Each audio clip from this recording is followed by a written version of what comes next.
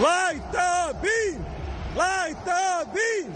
Light the beam! Light the beam! Oh, light the beam, boys and girls. We are finally back for a full regular program. It feels like it's been a month since we've actually had a run sheet. If you missed last night's show, that was certainly a show with no run sheet, but it was a lot of fun. Broadcasting live here on the north side of San Antonio. Once again, this is the Sports Cave with Biggest Puma. I am your host, Sam Freas, where, fellas, we find ourselves officially less than 24 hours away from the kickoff of the NFL season. What? I'm wondering if I want to go out or I want to stay in. I can't watch. If it was any other team but the Cowboys, I would go out. Yeah, I can't watch the Cowboys in public. It's not. It's Cowboy fan embarrasses you? 1,000%. Yeah. Again, and that's why I like watching them in public. I'm sure. Yeah, for you. Yeah, I'm sure that's the enjoyment. But Cowboy fans smarting up this year. I have not heard this is our year, and it's breaking my heart. You're confusing a newfound level of intelligence with the apathy and nihilism that has overtaken the fan base. Because I've noticed it's ruining it for me. They're ruining it for me. Well, you know what? If nothing else, it does make me kind of happy that other fan bases aren't getting as much enjoyment because finally Cowboys fans are apathetic. I've had 30 years of this greatness that this is our year. Dak Prescott, we got Pickens. You could still we're gonna. No, I've not heard anybody make the argument of we are going to the championship or the Super Bowl. Percentage. A very low percentage. Speaking, they have the very low, to the tune of the third lowest odds to be in the Super Bowl this year. Oh, God. That's your Dallas Cowboys. Micah. Speaking of Micah, there is still a sliver of the fan base. I say more than a sliver, a good chunk that are happy the Cowboys traded Micah. Good distraction. Get rid of him. He's too worried about his podcast. He doesn't play football. He's never healthy. They all wanted to keep him. Can't stop the run. There's that guy. Micah Parsons. And that guy also is the guy that is, look, I think we're a better team without Micah. This might actually be our year. It's getting smaller and smaller, but like any fan base. Susie racks up 15 sacks over in Green Bay. There's going to be a different... Green Bay comes to Dallas week 4. How many sacks does Micah have at that point? Oh, I think he's 3 games played before. 3 games played. I think he might have 5 or 6. I was about to say 4.5. I'd say the over-under is at 4 probably. Yeah. I mean... He might get 5. I mean, who's Green Bay? I wonder if they're playing a layup. That's right. I don't know. I'd have to look. I don't know. The only one of those 4 games I know off the top of my head is the one against Dallas. You'll also be happy to know, I don't know, for some reason I look at you and I think this might be a day you celebrate. This is a day I celebrate? It might be, and I promise it's not dessert related or anything. It's not a personal shot. It's not. Thank you, LG. That was I'm a savory person. I'm perfect not so much sweets. Well, it's not all you can eat steak day or it's not what the other day it was a National Fajita Day a couple weeks ago. It's tacos that get me, man. They're so easily convenient everywhere. They're delicious. It's a perfectly designed food. Yes, you can just roll it up, man. No, it is National Bowling League Day. Oh. You look like a guy that might have bowled a 300. Let's go bowling. Yeah. I'm the guy that gets bored and I try to toss the ball halfway down the aisle. Okay, fair. And I get the lightest ball and I sit there and put just 2 fingers in. For all the ladies out there, just 2. Couldn't even make it 5 minutes. And I try to get that ultra spin, but I saw this one guy. I played with him. I don't know if it was high school in MacArthur. We got 1 week of bowling. Remember that, LG? Was it 1 week or 2 weeks?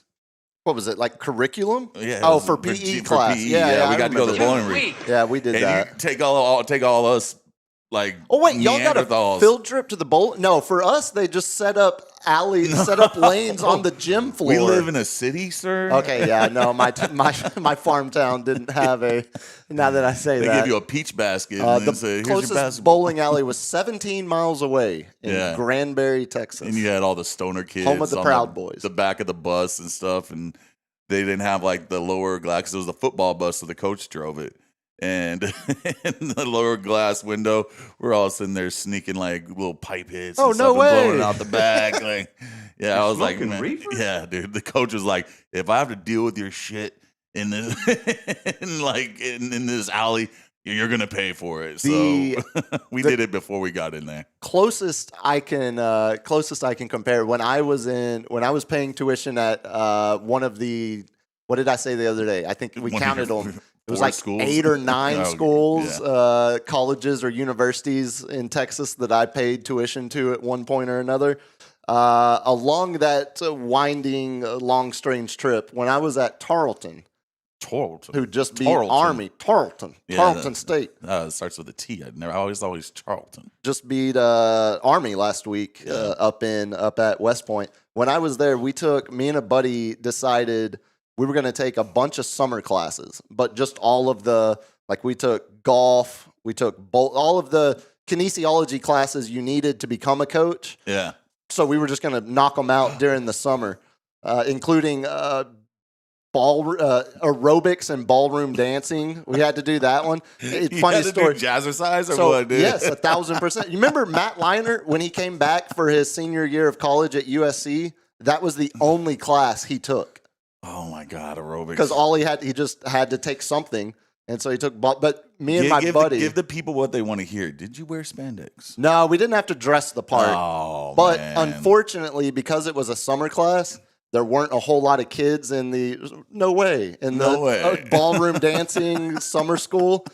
So there was an odd amount of, an amount of boys compared to girls, that not every girl got a boy to dance with. But it was the other way around where... Don't you gay up my universities. Buddy, so the numbers... My buddy, this is funny. My buddy Gaston McDormand, he's a head football coach now here in the great state. I think, where is he at now? Anyway, he was taking the class with me. He was the one that we hatched this idea. And so there's an odd amount of boys and girls, meaning 2 boys were going to have to team up. Oh, buddy. And so the teacher is going around asking everybody, like, hey, do y'all mind, blah, blah, blah. And everyone was saying no. And once I realized what was happening, I was like, hey, Gaston, watch this. And I held my hand up. I was like, ma'am, yeah, we don't mind. We'll team up. That's fine. And Gaston's, of course, pissed off instantly, as you would assume one would be. And as retaliation, he made me be the girl the whole 6-week class. So I learned ballroom dancing from the female perspective. And when the teacher told us to switch, Gaston was like, I don't see anybody else. There's no other men, no other boys or girls switching roles in this class. Like, we're doing this one time.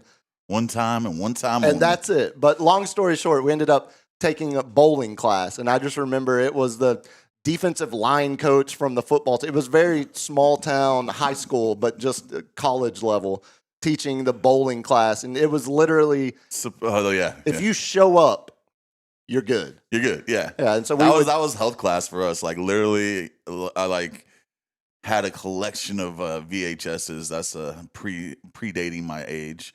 And the coach, we literally watched movies every class except for 2 days, which was the half a semester test and then the final. And he wrote the answers on the damn board. Oh, you gotta love it. I was like, everybody got an A, dude. I mean, no. He told him, he was like, hey, miss 1 or 2 of them, okay, guys? Yeah, you got to throw them. You got to throw them off the scent. I think my health class was the first time I saw The Matrix. Actually, oh yeah, because we had another coach teaching health class that had no time. He's too busy scouting Kennedale for the weekend matchup. Trying to figure out how he's going to stop Everman's run game. He doesn't give a damn about health class. Well, as I say, I actually fell asleep through health class during Oh, that was the other time where you have to teach. There's a sex joke here that I'm not going to make. Sex ed. Oh, fellas. Yeah. Oh, man, I almost didn't make it tonight. I forgot down at the Alamo Dome, it's 43,000, I think, over 43,000. Oh, the weekend. The weekend. Yeah, beware of the traffic. Beware of all the traffic, you hipsters. It's not even the traffic. Well, okay, yes, it's the traffic, but it's also every single show, no matter what's happening at the Alamo Dome, the city can never consistently coordinate what streets are closed off, what streets are open. So it's always different? It's a shit show every time. And when it's a big show like this, dude, it's just, every man, woman, and child for themselves. It is that was like brutal down there. Running around SoFi Stadium trying to get over to the other side, not realizing you had to go back up and around to get on the other side. Oh, yeah, there's no signage. And I'm asking everybody who works there in like a yellow shirt, hey, how do I get to these seats? I don't know. Yeah, I don't know. What, is this your first time here? I'm just here to collect the check, man. The worst, that's exactly what it is. So I ask one officer on our street if I can go this way and get out, and he goes, you should be able to. I was like, well, I live here. I know I should be able to, but I'm asking, is it open? And so decided to risk that. Got down to the end of that street. Ooh. No, it's blocked off. So then I had to turn around. Eventually made it out of downtown. Almost lost my pick, man. Are you doing another draft? I am doing the final draft of the 2025 season. Well, while you were on the clock for potentially the last time, let me set up the show for tonight. I am so excited. This is our first official show of football season. Yes. We've got, of course, a weekend recap to get to, got some weekend sports to catch up on, even though it's Wednesday. Got the Cow Notes we got to get into, preview the game up in Philly tomorrow night, and then Main Segi, college football, week one recap.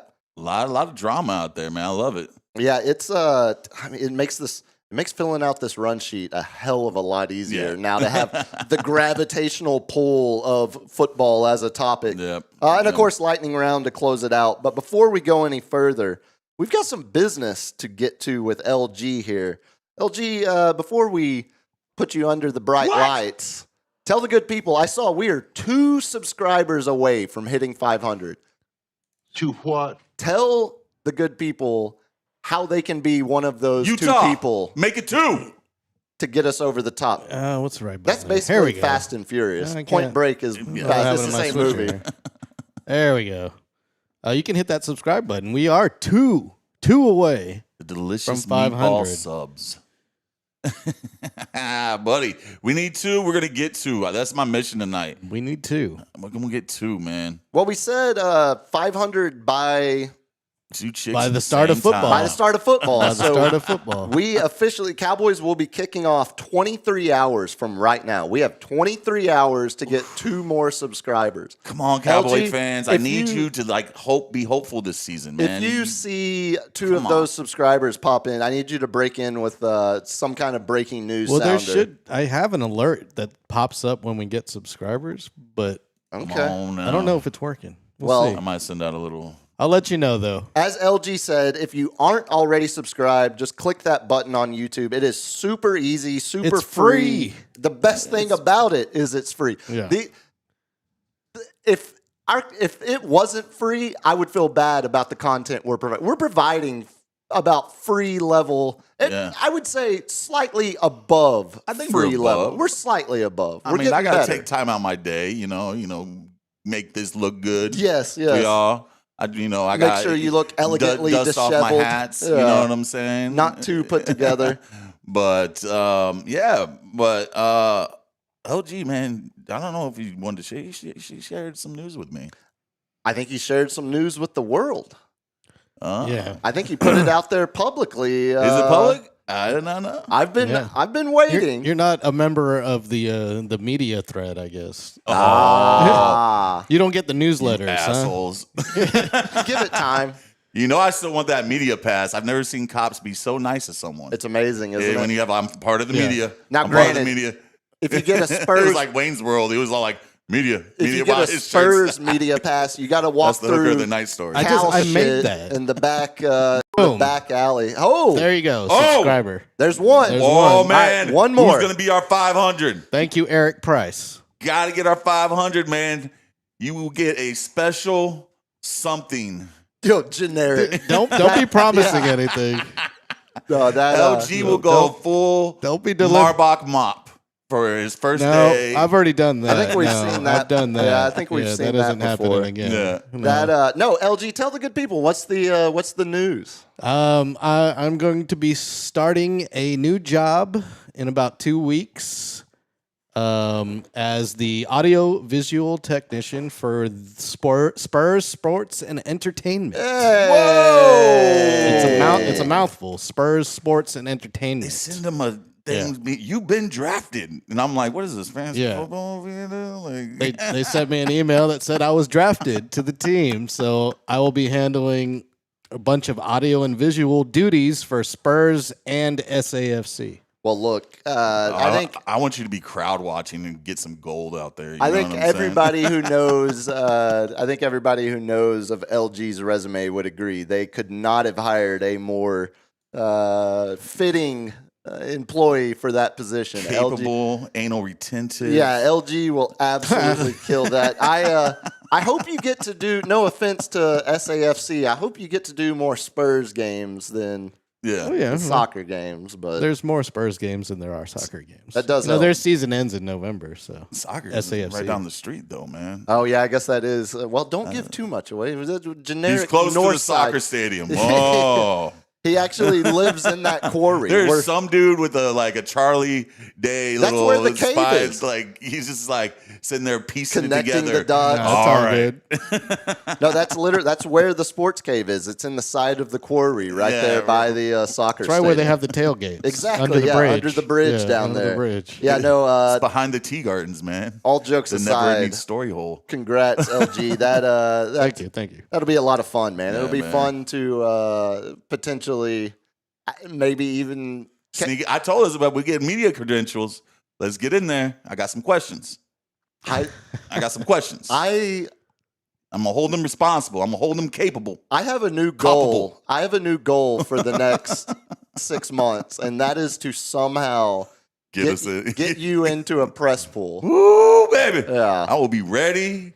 I'm gonna hold them. I'm gonna hold them tough. You're gonna get in there and get in front and be like, Mr. Vassell, you don't know me, sir. You don't know me, man. You shot 3 for 12, but those 3 shots you made looked really good. They looked really good tonight. I'm sure you'll be better tomorrow. You went 3 for 6 beyond the arc. How's it feel to be 50% for once this time? No, as someone. Everyone thinks they're prepared for that. Oh yeah, no. Until you get in that scrum for the first time, you're talking to a experienced thespian. Sure, you know. I was on UT's one act, UT's drama stage, which is a whole full auditorium, very intimidating. And yeah, as a freshman, again. I think when you're a freshman in high school, you don't understand. You still get the butterflies. Sure, you still get the butterflies. But you're still so innocent, you don't understand the pressure or the stress of an environment at times. Some people like crave, that. some people fear, cower to it. I command that pressure. I'm the captain. Again, 6 months goal. I'm gonna try to get you in front of that. So get me in front of it, man. We'll so we can get some tape of you melting down in front of Keldon Johnson. Why are you still on the team, Keldon? Exactly. No, let's get into it tonight before we get too deep. Whoa! Uh-oh. Breaking news. Can we report? 500. 500! Hey! Oh! Look, yeah! Look, fellas, we set a goal when we did this. The first show We promised y'all. The first show of Sports Cave 2.0 here, March. 30 days have September, April, June, and a full March baseball 31st, season. Almost a full baseball season. The last day of March, we said want to get to 500 subscribers by football season. By the Couldn't have NFL done it without opening y'all. night. Couldn't have done it without y'all. We cut it a little close, but razor's edge, baby. Thank you to now the 500 subscribers we have. So LG, that means we'll be opening super chats. Hey, baby. Yeah. I think we have to apply for. I'm gonna get on it right now. Actually, Perfect. and then we'll see what happens. Also, you boys would be interested to know the whole no tax on tips and the new big beautiful bill. Yeah. That extends to content creators. Hey, baby. So 501. Any tips? We're at 5. Oh man, I feel bad for the one. Well, you're building us to 1,000 now. You're the first building block towards 1,000. You were the first one. Now let's get into the weekend recap because we have so much to get to. What now. national day was it? Bowling, National Bowling League Bowling Day. Day. I was like totally missed that. Yeah, okay. Yeah, I Little weak, haven't been bowling in forever. but I do love some Big Lebowski. That's one of my favorites. I mean, who doesn't? Weekend. So it turns out, if you listened to the show last week when we came on and did a little bit over an hour talking about the Micah trade, Yeah. I might have been more sick than I realized. You did have COVID. No, didn't you? it wasn't You COVID. Son of a- Every test I took over came here back just negative. Not riddled with rags and stuff. Now, granted, every test I took only included one test initially, and then What are you talking about? it was negative. I took when I started feeling bad that day, that morning when I was coming over here to do the show. Took a COVID test. It was negative, so I thought I'm fine to do the show. Get over here and almost die about 45 minutes into the episode. Oh, but buddy. no, the Lawrence, next, Lawrence is just like, yeah, you get out of here. LG was look.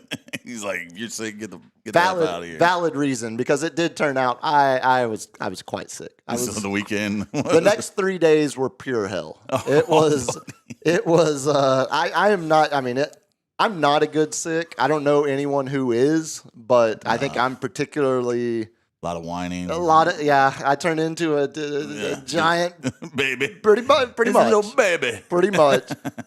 So I talked about it last night. Yeah, as I was bedridden with illness that was not COVID. So a lot of people getting COVID right now. A lot of people spiking in the Central Texas region. Yep. As I was bedridden, It was COVID. that's where we decided to watch the first 7 Oh, Fast and Furious that's where- movies okay. in chronological order. Yeah, It's a lot of Vin Diesel. I talked about it last A lot of Vin night Diesel. during the fantasy draft. But yeah, no, it wasn't part of the draft preparations, which we will talk about our draft grades here in a minute. But no, look, I'm not gonna lie. Every now and then, watching bad action movies, Oh yeah. it lifts. It does something for you metaphysically. Like it Oh, lifts your you thought it like lifted your sickness up, You're buddy. like, I felt like. I mean, the adrenaline pumping. I mean, I went from thinking I couldn't make it from the bed to the toilet oh, to but thinking like I'm ready to take down an international arms dealer by driving a Dodge Charger out of an airplane. if The Rock can hold on to a helicopter, I can go take a shit. Yeah, look, by the time you get to, everyone knows Fast 5 is the best, first of all. And then when you get to, you've never watched them? Yeah, they just all go together. I don't know which one was Fast 5. Is that one with Ronda Rousey? So 5 is when, that's Rio, that's Brazil, not Rousey. 5 is when The Rock first shows up, I think. I think So that was his Rio. first one. Yeah, Rio. Oh, okay. And they actually filmed it in Rio. It's a And it's a old good girl, movie. the old It's girl fun. from Lost who got the DWI and blacklisted came back and she wasn't dead. Right. Okay, Yeah, Michelle Rodriguez. Yeah, and That I was a forgot good one. Gal Gadot shows up randomly. That was her first film credit. Mm-hmm. I had no idea. Like she's fresh out of Mossad, fresh out of the IDF, going right into Hollywood. Gee, how does that happen? She did her year. Yeah, exactly. No, so that was how I ended up. I wanted to watch a bad action movie, so we watched the very first Fast and Furious, and then I was like, look, I'm committed at this point. I'm not leaving this bed or couch. Like, we might as well burn through all the Paul Walker ones. So yeah, that's how we got in. That's how we got 7 movies deep How do down you that not go franchise. with Marvel chronologically? I'm a DC guy. You're, God, man, loser. I'm not big on superhero movies to begin with. I mean, it's DC. I do love. I mean, if it's Batman, I'm in. I threatened to see the new Superman movie, but never did. Like, Yeah. James Gunn's good. That Peacemaker. Peacemaker's good. Oh, Peacemaker's. It's better than good. That is funny in Suicide Squad when Hilarious. James Gunn brought that back. He's hilarious. No, the other crowning achievement of the weekend, the Legos. we have gotten ridiculously into Legos lately. You know, I like AI bejizzle bedazzle, whatever type of jizzle. I just saw a Shark Tank of Lego glue. Has this ever happened to you? Don't look at this too close. Yeah, because this is not glued together. This was delicately transported from the house to here. And I watched the whole pitch from the little kid, and he's like, now you can drop your thing, and it's completely, you can put it in water, and it dissolves. I mean, that's pretty genius. Yeah, it's genius. Because, look how, I can put my hand over it, and I see him get nervous. I get nervous. You tense up a little bit. In fact, a little tense. This one needs a little, that piece is poked out a little bit from transport. I bet you went over the speed bumps real slow. Well, actually, it was because I was trapped in my own neighborhood.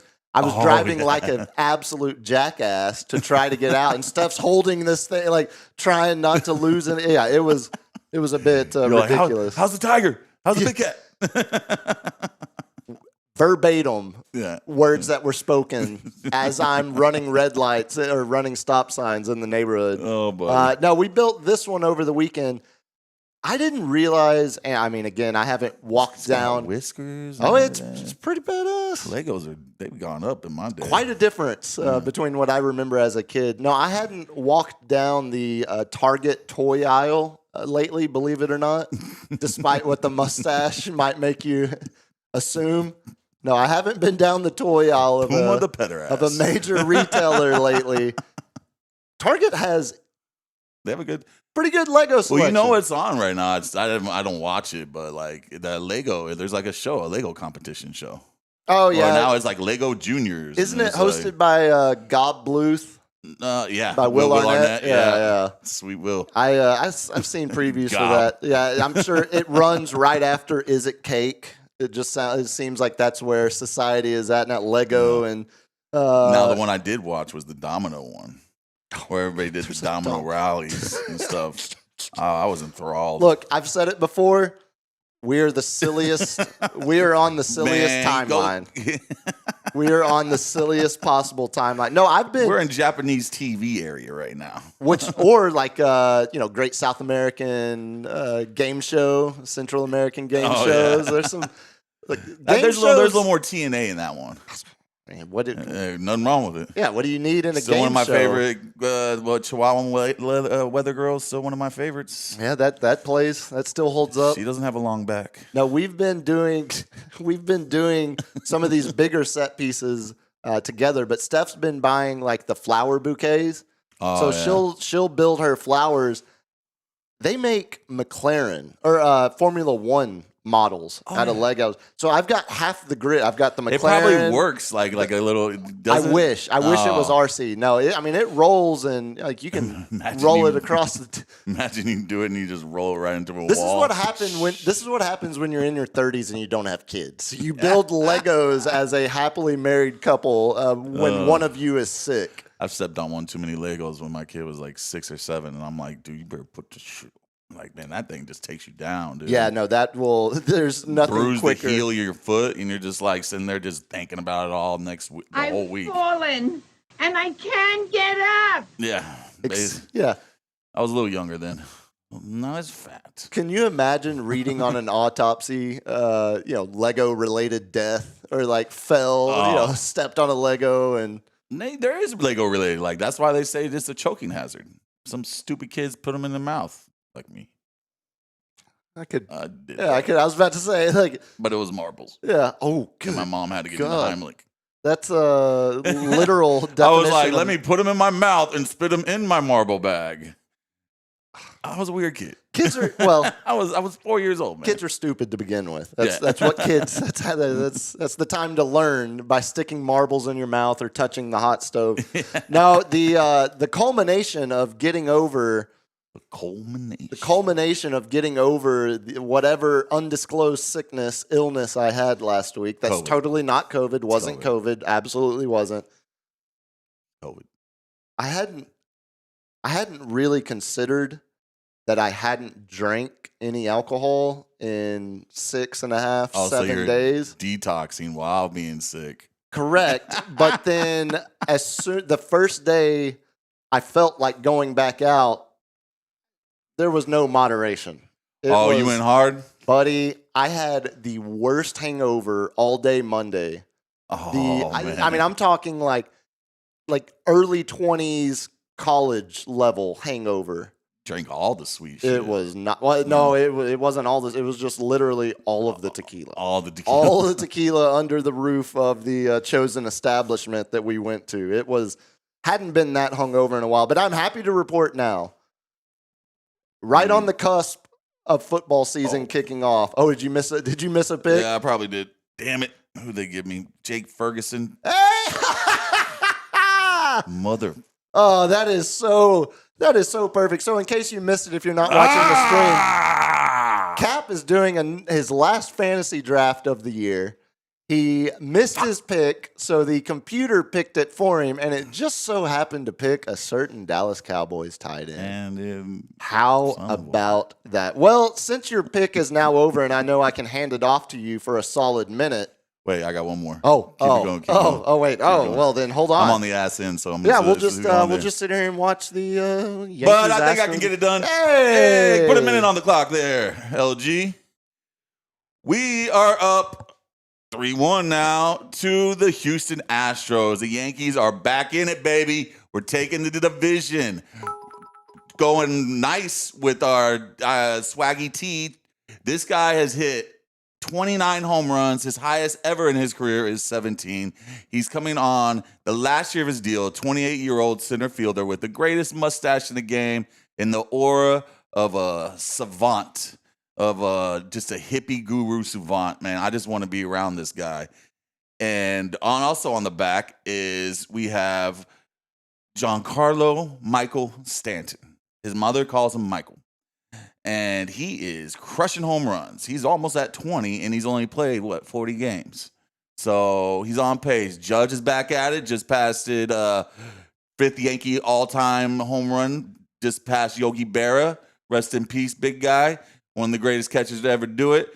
And you'll be seeing more of us because we're going to take this game, and we're going to take your game. We're going to take all the games. Okay. Stanton, 18 home runs in 57 games. On the cusp. I said on the cusp. On the cusp. Also said 40 games. It's 57. Who's the center fielder you said, though? Trent Grisham. Oh, Trent Grisham. Okay. You said he was 38. No, 28. 28. Okay, He's I misheard that one. Yeah, he's 28. It's like his first. This is his first contract. Oh, God, I thought Chisholm just. Y'all have a bunch of porn star stashes. Hey, didn't the Yankees allow beards now? They allowed beards, and but they allowed still choosing mustaches. to go mustache. Yeah. Well, they've always had the mustaches. His mustache is great, man. Yeah, there's a few of them. You mentioned that's a good one. I talked about it a little bit last night. The Rangers are massively teasing me these last 10 days or so, last 2 weeks. I think it got to as bad as 6.5 games out of the wild card race. They win 9 of 10, climb all the way back to a game and a half, and now swept the A's over the weekend in Sacramento. Yeah, but then lost. You're getting excited. Lost 2 out of 3 this week so far against Arizona. Off tomorrow before a huge series with Houston. Starting up this weekend in Texas, I believe, or in Arlington, not Houston. So if you can hold Houston to. Hey, I love that one. Look at that shirt. Andre Johnson beating the hell out of Cortland Finnegan. Yeah, Finnegan. That was a great. Yeah, if y'all could keep beating the Astros, that would be appreciated because the Rays have climbed back to 500 now because they're beating the piss out of the Mariners all week. The last time I checked, they were up 8-0 already on the Mariners. Yeah, so we got to play the Rays, so they need to get humbled a little bit. Yeah, it doesn't. We did sweep them last time, so yeah, they're still 3.5 games. The Rays are 3.5 games behind Seattle. Rangers are now 2 games behind, but it looks like Seattle will lose, so probably will stay 1.5 games. Royals still sandwiched between Rangers and Rays, but we might actually get The Royals are decent. sneaky. Might actually get a decent playoff race here over the last month. I mean, when the Rangers had to put Corey Seager, Marcus Semien, Nathan Eovaldi all on the IL. Yeah, Uvalde hurt. As they were 6 games back of a wild card spot. You think they're going to come off? It kind of felt like that was there's varying levels of injury. Like Seager had to have a appendectomy. Oh. So but you could come back he had to get his appendix removed. I was about to say that's appendix. So Yeah. that should be like 2 weeks, 3 weeks. You good? Potentially, yeah. So he could come back for the last couple weeks of September. And I think if they're still in the race, he comes back. If they fall out of it over the next 2 weeks, I think they tell him, take the offseason, get healthy, especially with his injury history. Semien potentially back. I think Eovaldi's the only one that they're pretty confident he's pitcher? done. No, second baseman. Second baseman. Marcus Okay. Semien, yeah. Okay. So it's football season, but I've still got a side eye on the Rangers at least through the weekend, because the next 6-7 games will be the true test, because it's Houston this weekend, and then it's the juggernaut that is the Milwaukee Brewers. Yeah. Right after Houston leaves town. So the Yankees, man, these next 3 series, counting this one, which is the Astros, then we go off and we have to play the Blue Jays and the Red Sox. So it's all teams that matter in our division. But then we get a sweet, sweet schedule. A lot of Orioles, White Sox, Tampa. See, that's the thing, when you're looking at the Yankees, you all still get to play Boston and Tampa. Yeah. And Toronto. So, I mean, you're getting meaningful division games. Well, Tampa's out of it. Tampa. They're not out of it behind catching Seattle. They're only 3.5 behind Seattle. Oh, and Seattle keeps losing. Yeah. Oh, yeah. Okay. I'm doing a draft. If you weren't doing a draft and watching a Yankee game and doing literally anything but an actual show, you would have heard. No, it's I have some audio for you. Some Yankees related audio. Oh, sharp stick me. No. Well, maybe sideways, but not directly.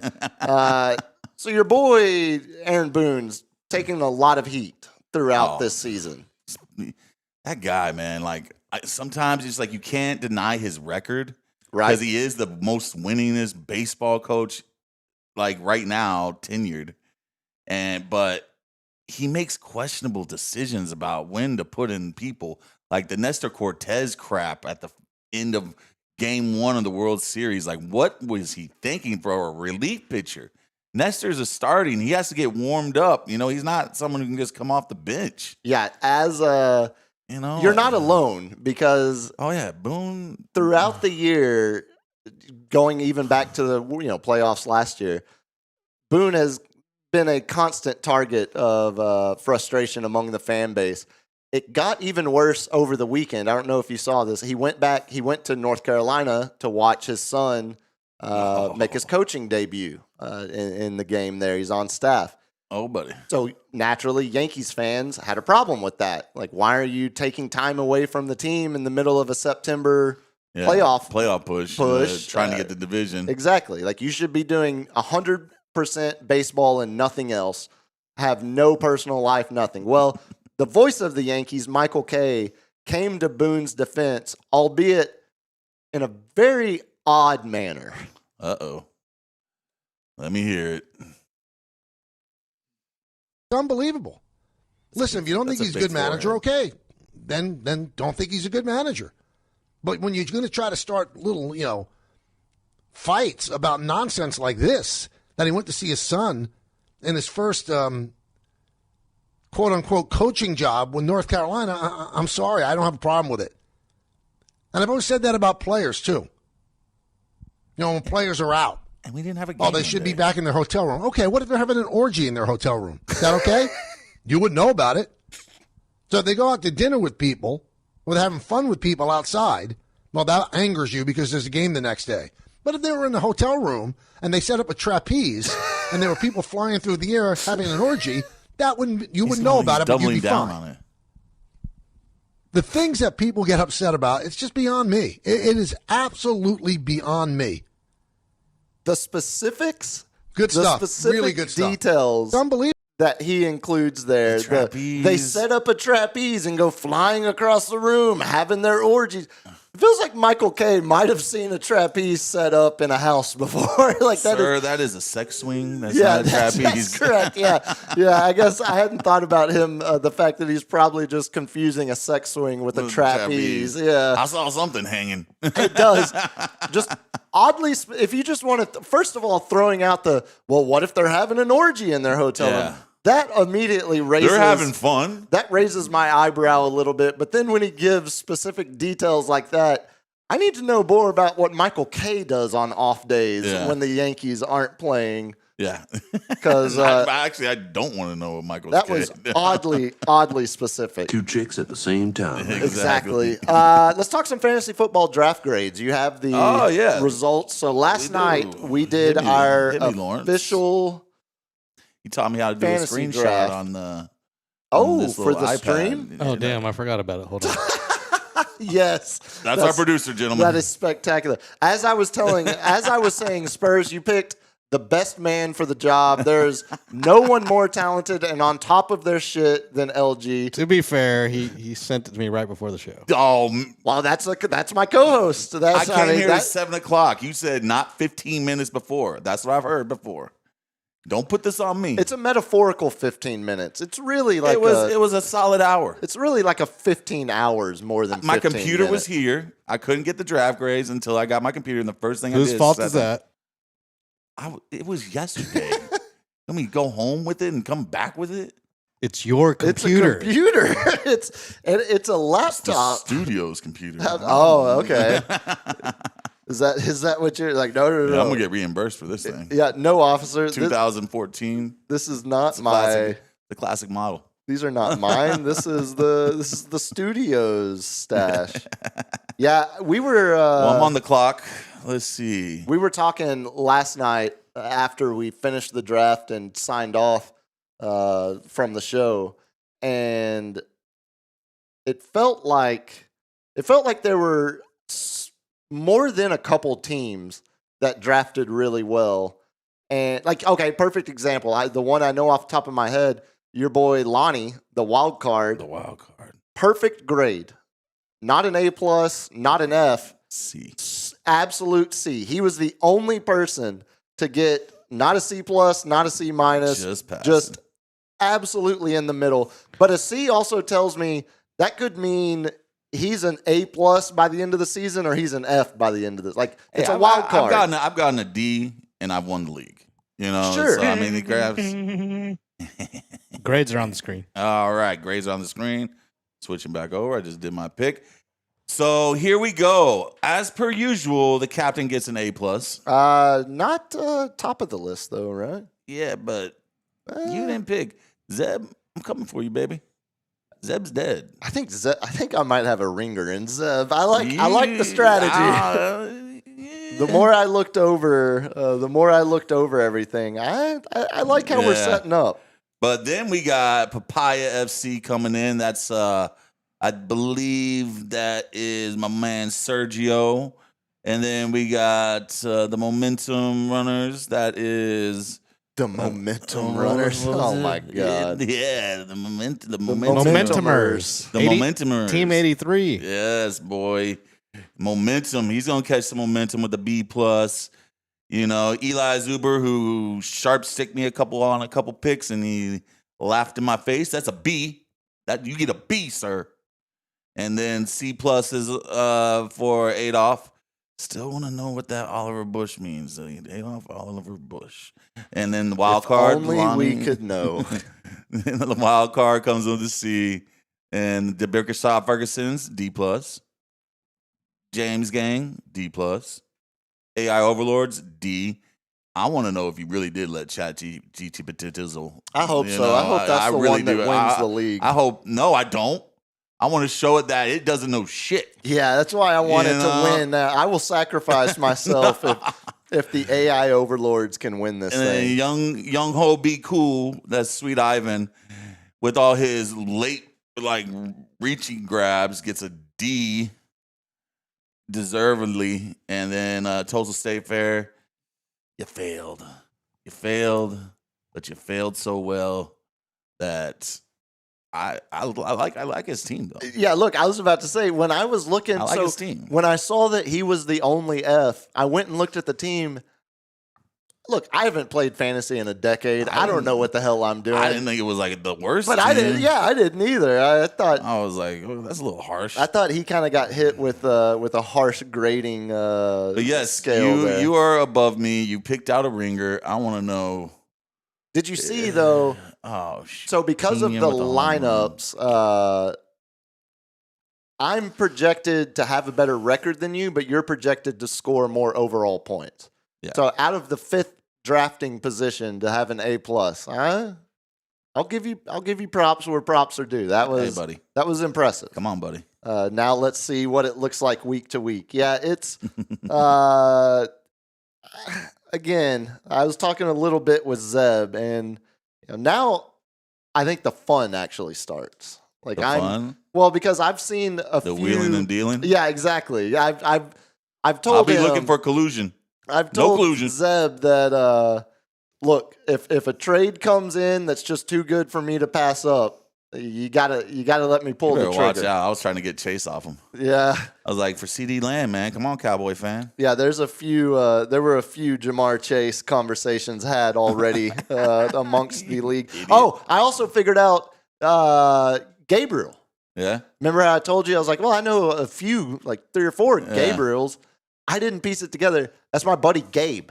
Oh. Yeah, he's using How would you ever know that? Well, he's using his government name, and I've never called him by his angelic name of Gabriel. It's like Richard and Dick. You just can't put them together sometimes. I still get on my little brother for never going by Dick. I was like, dude, you were gifted an opportunity from the gods.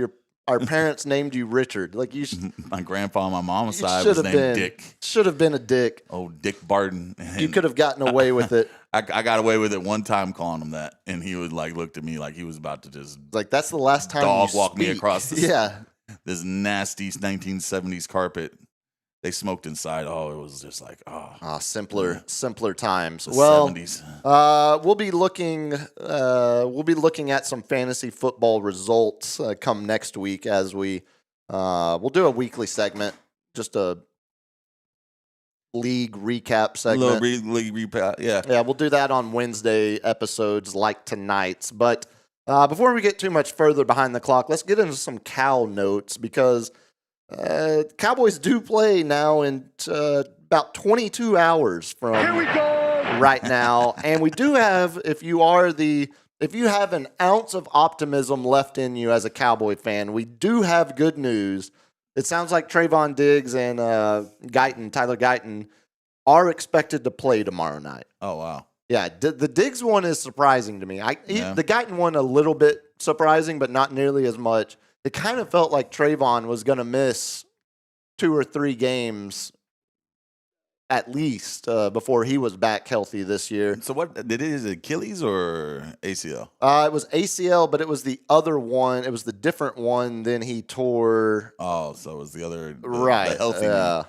Well, the one you would think potentially was healthier than the other. Yeah, and then Guyton, you remember it was they feared he had torn his ACL, but it ended up just being a broken bone in his knee, which ironically, even though it sounds much worse. Yeah, ligaments heal a lot slower than bones. Yeah, and you can play through a broken bone. Look at Fred Warner all last year.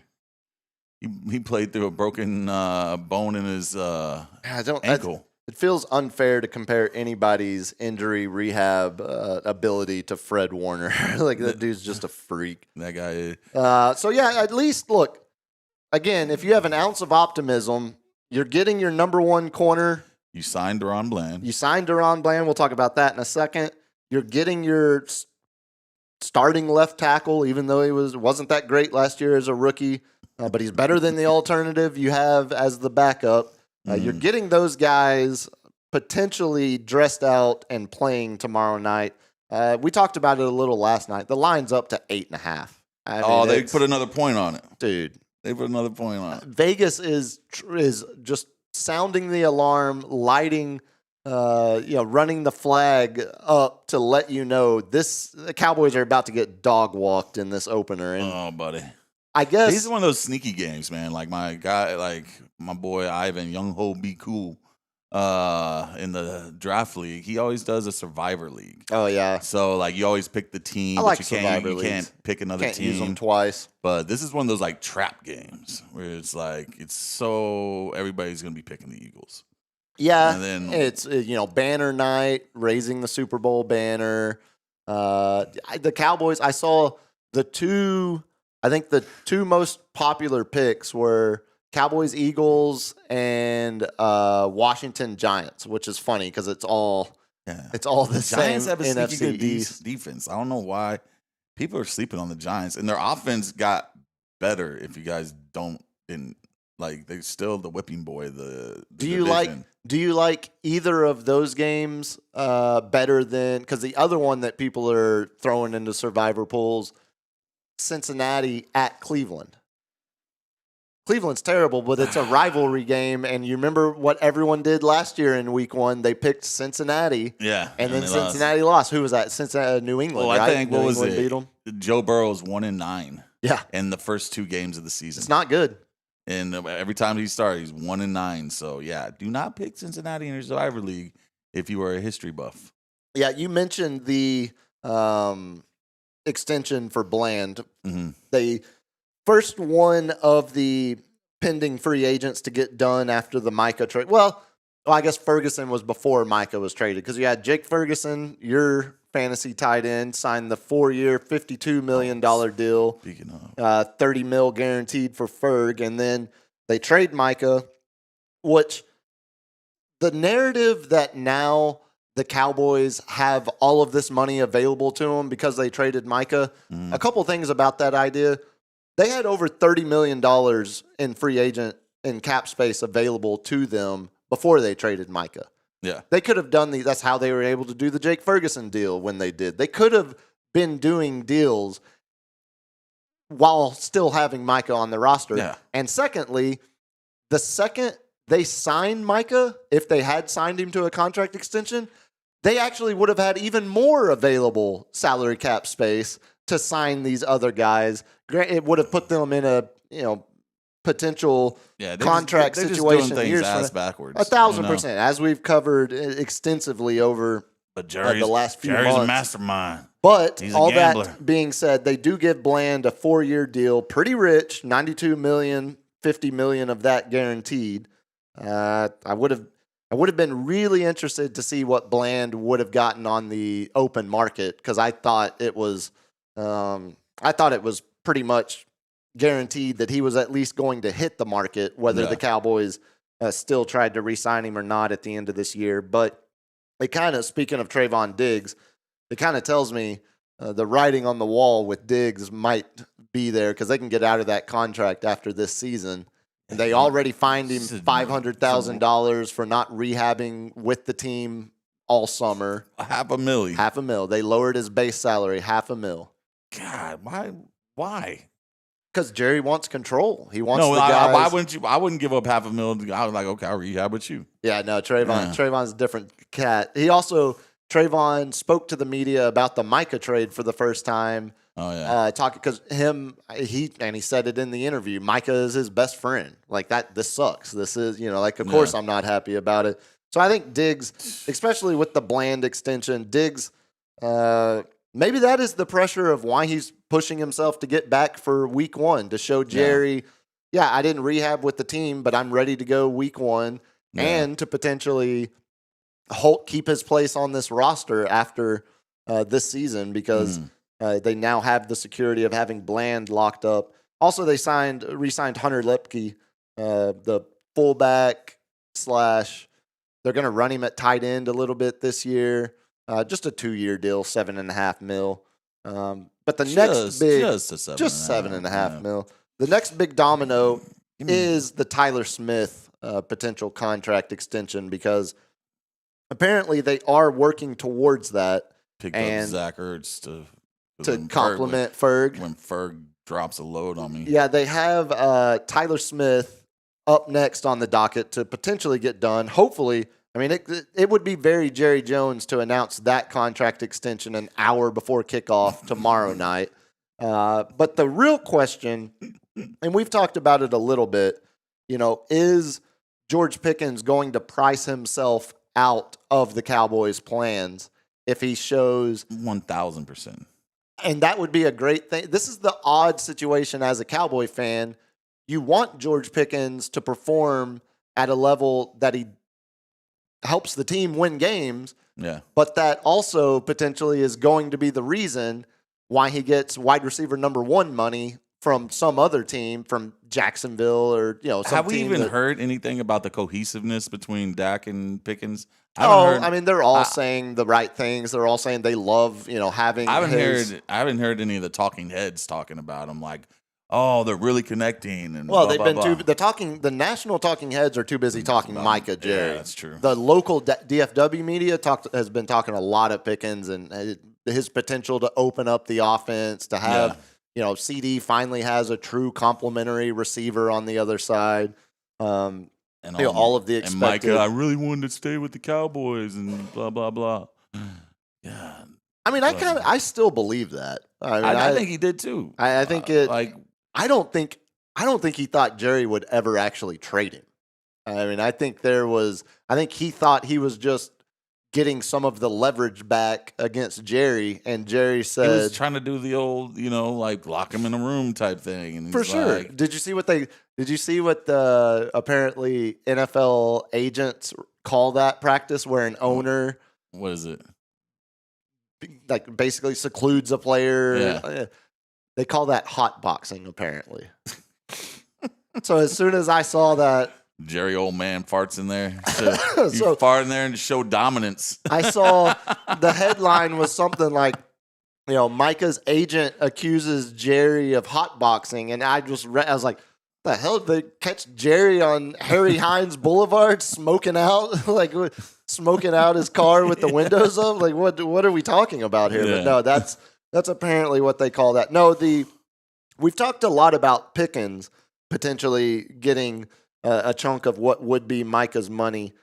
But the other name, I was reading an article, I think it was Joe Hoyt that wrote it. It was a Dallas Morning News article, and it was talking about the pending free agency of Sam Williams, the Cowboys edge rusher, a guy that super athletic, tested great coming out of the combine, out of Ole Miss, showed a lot of flashes playing.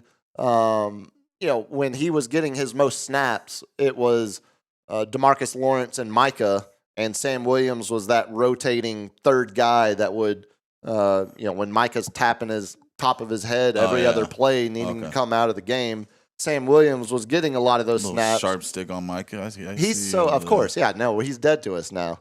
Oh my God, I love how that happens. The athleticism, though, of Sam Williams as a defensive end edge rusher. Yeah. Cowboys, before his injury, Cowboys were using him as a gunner on the punt coverage team. So, he's a dude that just tests freakishly on the athleticism charts. But mentioning the injury, had the injury last year in training camp, tore up his knee. He is back now healthy. And, of course, with the Micah trade now, he's got a real opportunity to make himself a lot of money if he can have the kind of growth season that it looked like he was going to have last year before the injury. He's an interesting name to keep an eye on because it also could be it reminds me of when the Cowboys re-signed Michael Gallup after he tore his knee up, which again turned out to be a bad deal. But Jerry is not afraid to double down on bad ideas. I think you might see a Sam Williams. Let's bring Zeke back.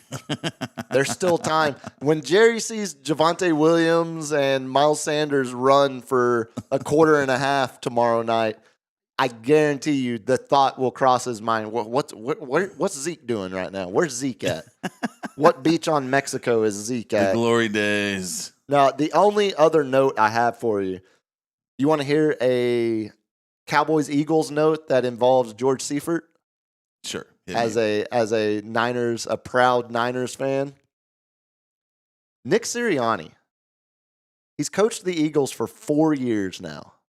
Seems like a long 4 years. It does, including the Super Bowl win. He has the second most wins in his first 4 seasons as a head coach in NFL history. Only behind George Seifert. Yeah. We don't think of Nick Sirianni as I think of him as flipping off the crowd. exactly. I think of him as the city of Philadelphia's mascot. I think of like he is the embodiment of what I think of when I think of Philly. Besides that down year, they've stayed pretty healthy. Yeah, and made that's deep there's playoff like, runs. I've already ran off the list of how we're in the top 5 of injuries in the past, 7 years, except for 1 year. Mm-hmm. And that's the 1 year we go to the Super Bowl. Taylor Swift snatched us from the jaws of victory. Minor detail. Yeah, but yeah, dude, like I'm like they haven't been injured. I know, but it was still shocking to read. Like I know What, a we've Super Bowl winner, two times in the Super Bowl, 1 Super Bowl win. sure all of his success, but I wouldn't have thought that would equate to having the Only second only one down year, a little bit, and that was like he was Yeah. like 500. Still, have the second most wins in your first 4 years coaching. That is not what I think of when I think of Nick Sirianni. And I'm suggesting that is my fault. That is a problem in my line of thought because all I can ever think about when I think of Nick Sirianni is the awkward introductory press conference he gave. Where he's talking about we're gonna be smart, we're gonna just all of that bumbling word salad. Yeah. But as he starts his 5th year now in charge of the Eagles, That's pretty funny. Yeah, pretty crazy. Yeah, he did have one of the worst. Like coming to a team and we're going to do good things. Look, everyone made fun of my man Dan's bite a kneecap off, and he's been the best hire in Detroit Lions football history. Oh, buddy. Let's get into the main seggy. We have a lot of college football to get into tonight. We had week 0 2 weeks ago, where we got the college football kickoff game held in Dublin, Ireland. Kansas State. Yeah, Farmageddon. Yeah, Iowa Farmageddon, State, Kansas State. Yeah. But this past weekend, we had, I don't think it's much of a stretch to say, we had the best slate of opening week 1 games in my lifetime. Whoa. They didn't play out as like all-time classics. I mean, they were good games, but watching the Snorefest of the Ohio State Texas game. Come on now. That was like I thought you're a football. That was a great defensive battle. I don't know. I saw horrible offense. Not defensive battles. Credit I saw the defense. That was overthrown balls. Can't open up a hole to save your life. I saw the D lines just destroying people, but we had 3 top 10 matchups, and every single one of them was a single score game. That's a pretty insane opening week 1 slate of games. The LSU game was awesome.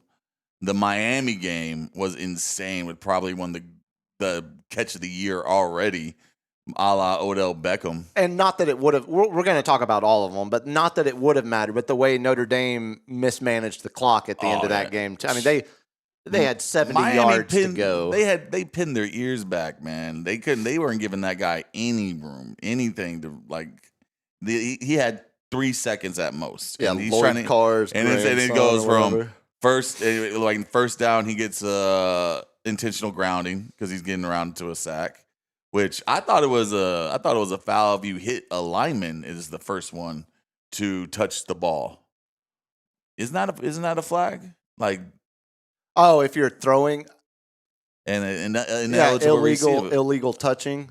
Yeah, so I was like, I never got it because it hit a lineman. Yeah, an eligible receiver. I can't remember the specifics of it off the top of my head. Let's start with one at the top because The one everybody. you mentioned the 11 a.m. kickoff, the number 1 versus number 3 matchup. Just bites my ass, man. 16.6 million viewers on average for that game. Wow. It peaked at 18.5 million. What's the average college ranked game? Not this. This was the most watched week 1 college football game ever in recorded ratings history. And to make it even further, to provide further context for that number beats the average number of the last 7 NBA finals and the last 7 World Series. Oh, yeah. That's football is king. But it hadn't been that way with college football. College football hadn't been the dominant number 2 behind the NFL. It was still the split of either. Now, it was usually the World Series and then the NBA Finals, and then college football would be fighting to get in. That's surprising with the Yankees and the Dodgers this year. Yeah, last 7. Yeah. Oh, buddy. Yeah, that number is insane. Because that was damn near a championship game, you know?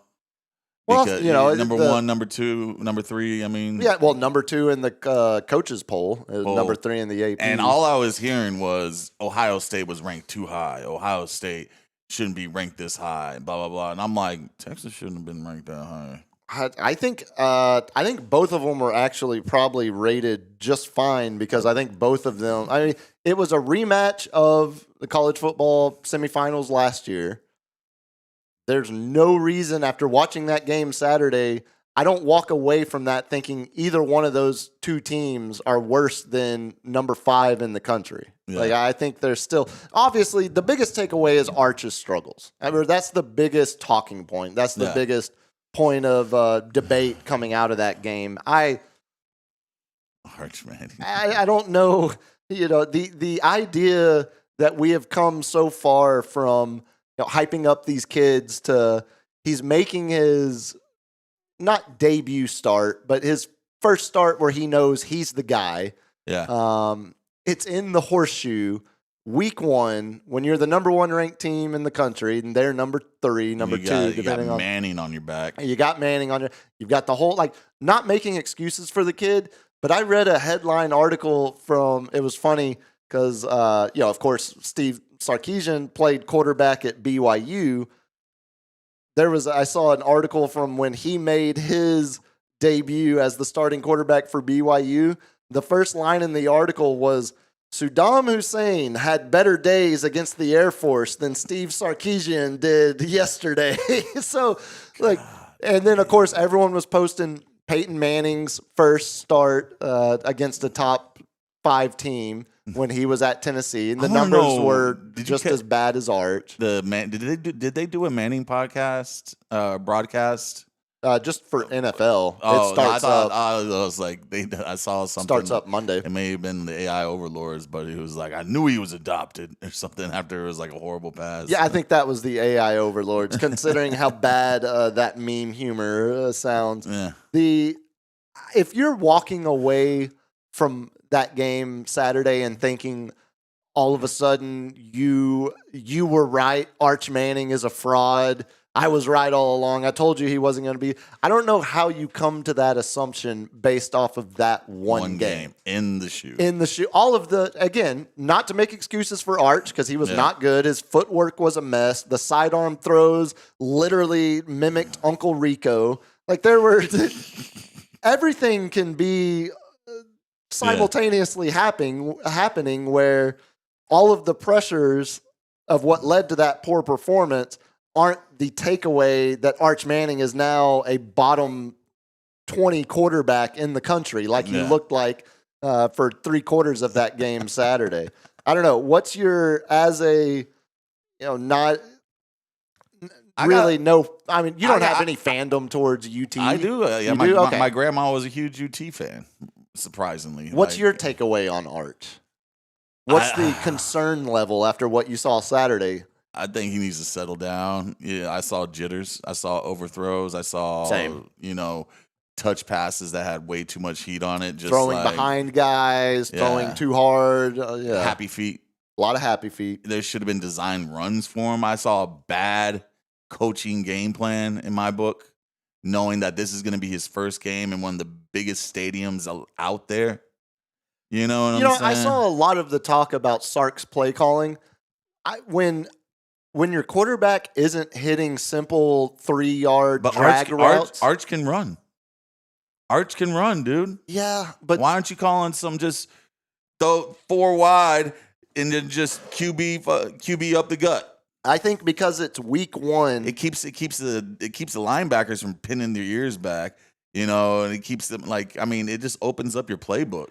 I'm not sure Arch running the ball would have been the massive game plan change that would have swung that game. I think the fact that he wasn't hitting, Sark was calling plays to get him into a rhythm. Simple pitch and catch.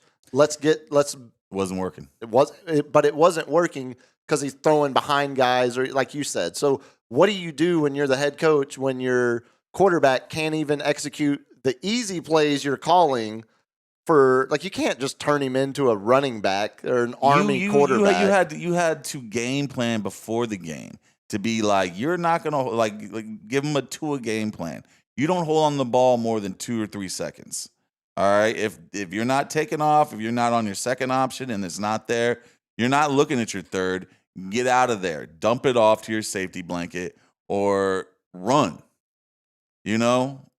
And we all saw Arch Manning when he came in and actually did some work whenever when Quinn was hurt. When Quinn was hurt, he did a lot of feet. He did a lot of it on his feet. And I think that should have been utilized heavily on that game plan. It seemed like Ohio State was doing in the beginning. It looked like they were doing, a contained style defense on the defensive line, where it was like, look, we're not going to let him beat us on his feet. But then they just started pulling their ears back and just bull rushing him, doing every move in the book just to get at the quarterback because they're thinking he's going to hold the ball 5 seconds to go down the field. Yeah, it started. the predictability, the predictable nature of Arch. There was no halftime adjustment. Oh, I don't know. I would. The fact that his Arch, what half did Arch play the best in? The second half. There were adjustments. That's when you actually saw him start to piece together any kind of. When did they get their touchdown? I thought it was late fourth quarter, halfway through the fourth. I thought it was 7 minutes left. Oh, that was when Ohio State got their first one, at the end of the first half. Yeah. I think, like you said, it was a snooze fest. It was a defensive battle. It was. I don't think those kids, they need those primetime lights for big time games. We talked about it. I don't 11 o'clock game. I hate them. The only 11 o'clock game I like is the Red River Shootout. Texas OU. It still needs to be the 6:30 game. See, do it because it's at the state fair. Only if they're ranked. Well, because it's at the state fair, you go to the game and then you spend the rest of the afternoon at the state fair. That's just a tradition. And they don't want a bunch of drunkards going.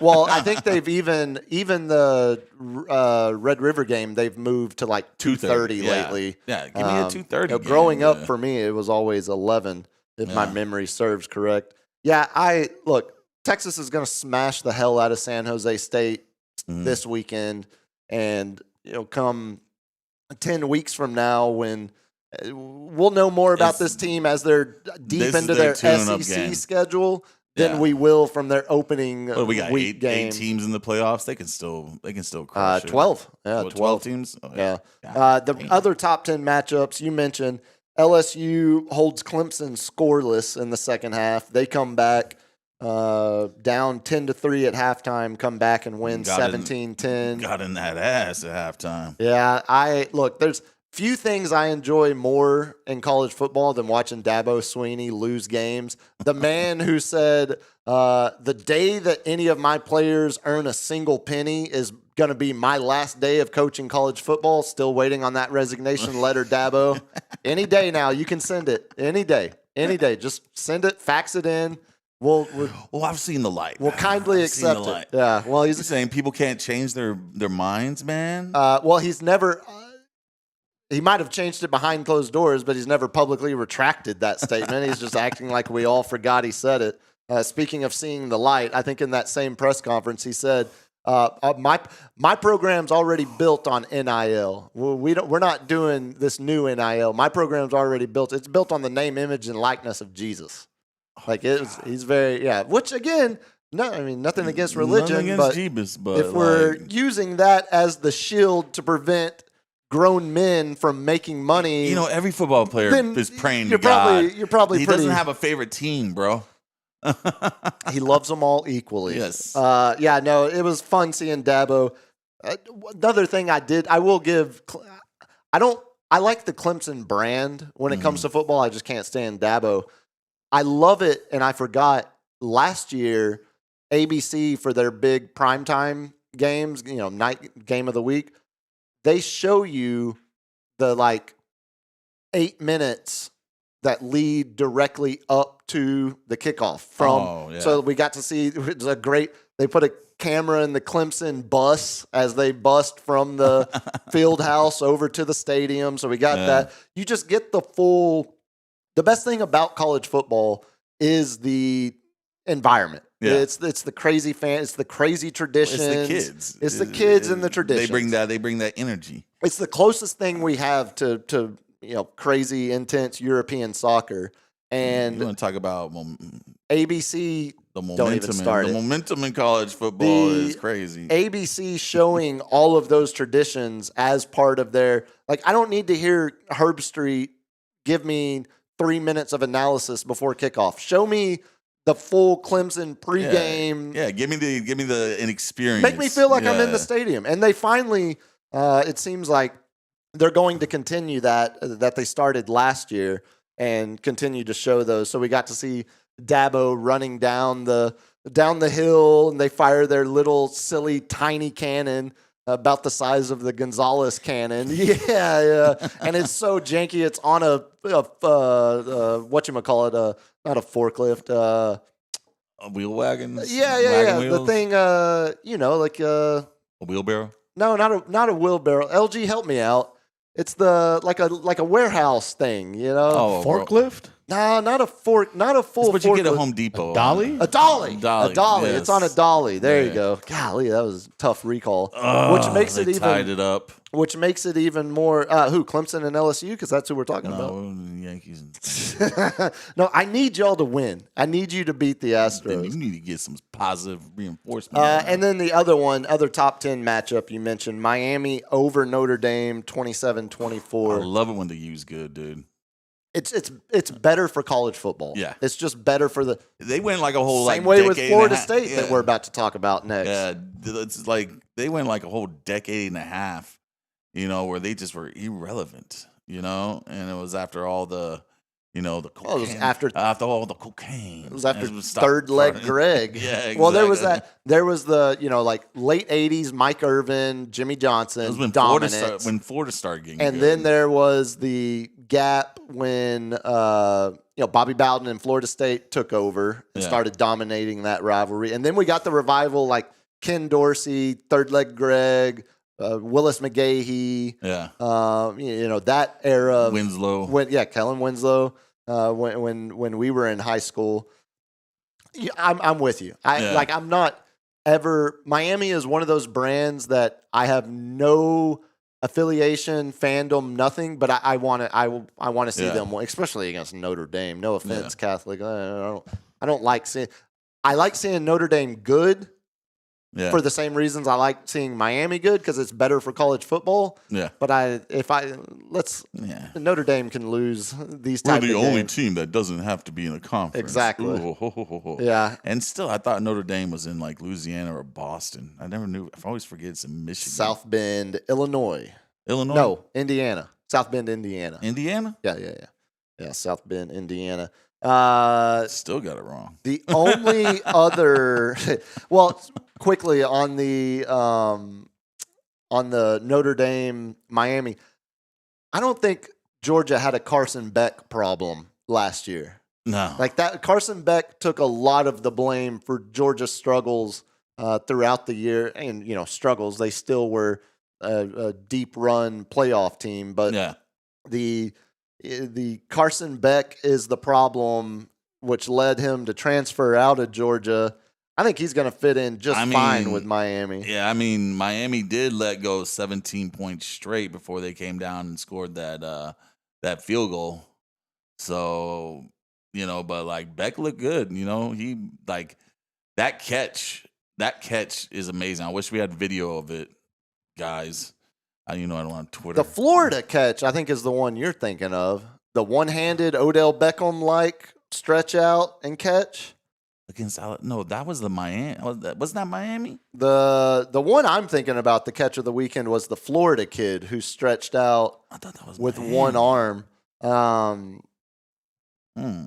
Yeah, Notre Dame or Miami with Cam Ward last year becoming the number 1 pick. I don't think Carson Beck makes that kind of. No, but who knows? It keeps them in the game. Yeah, they keeps them in the playoff hunt. They need that defense to be better than it was last year because that's the only thing that kept that Cam Ward led offense from. Who did Georgia play this year? I mean, this week it was a warm-up team. Cupcake. Yeah, most of the other. I like seeing those 70s up there. Pad those scores, gentlemen. Yeah, most of the other top 25 or top 10 matchups even were cupcake scheduling.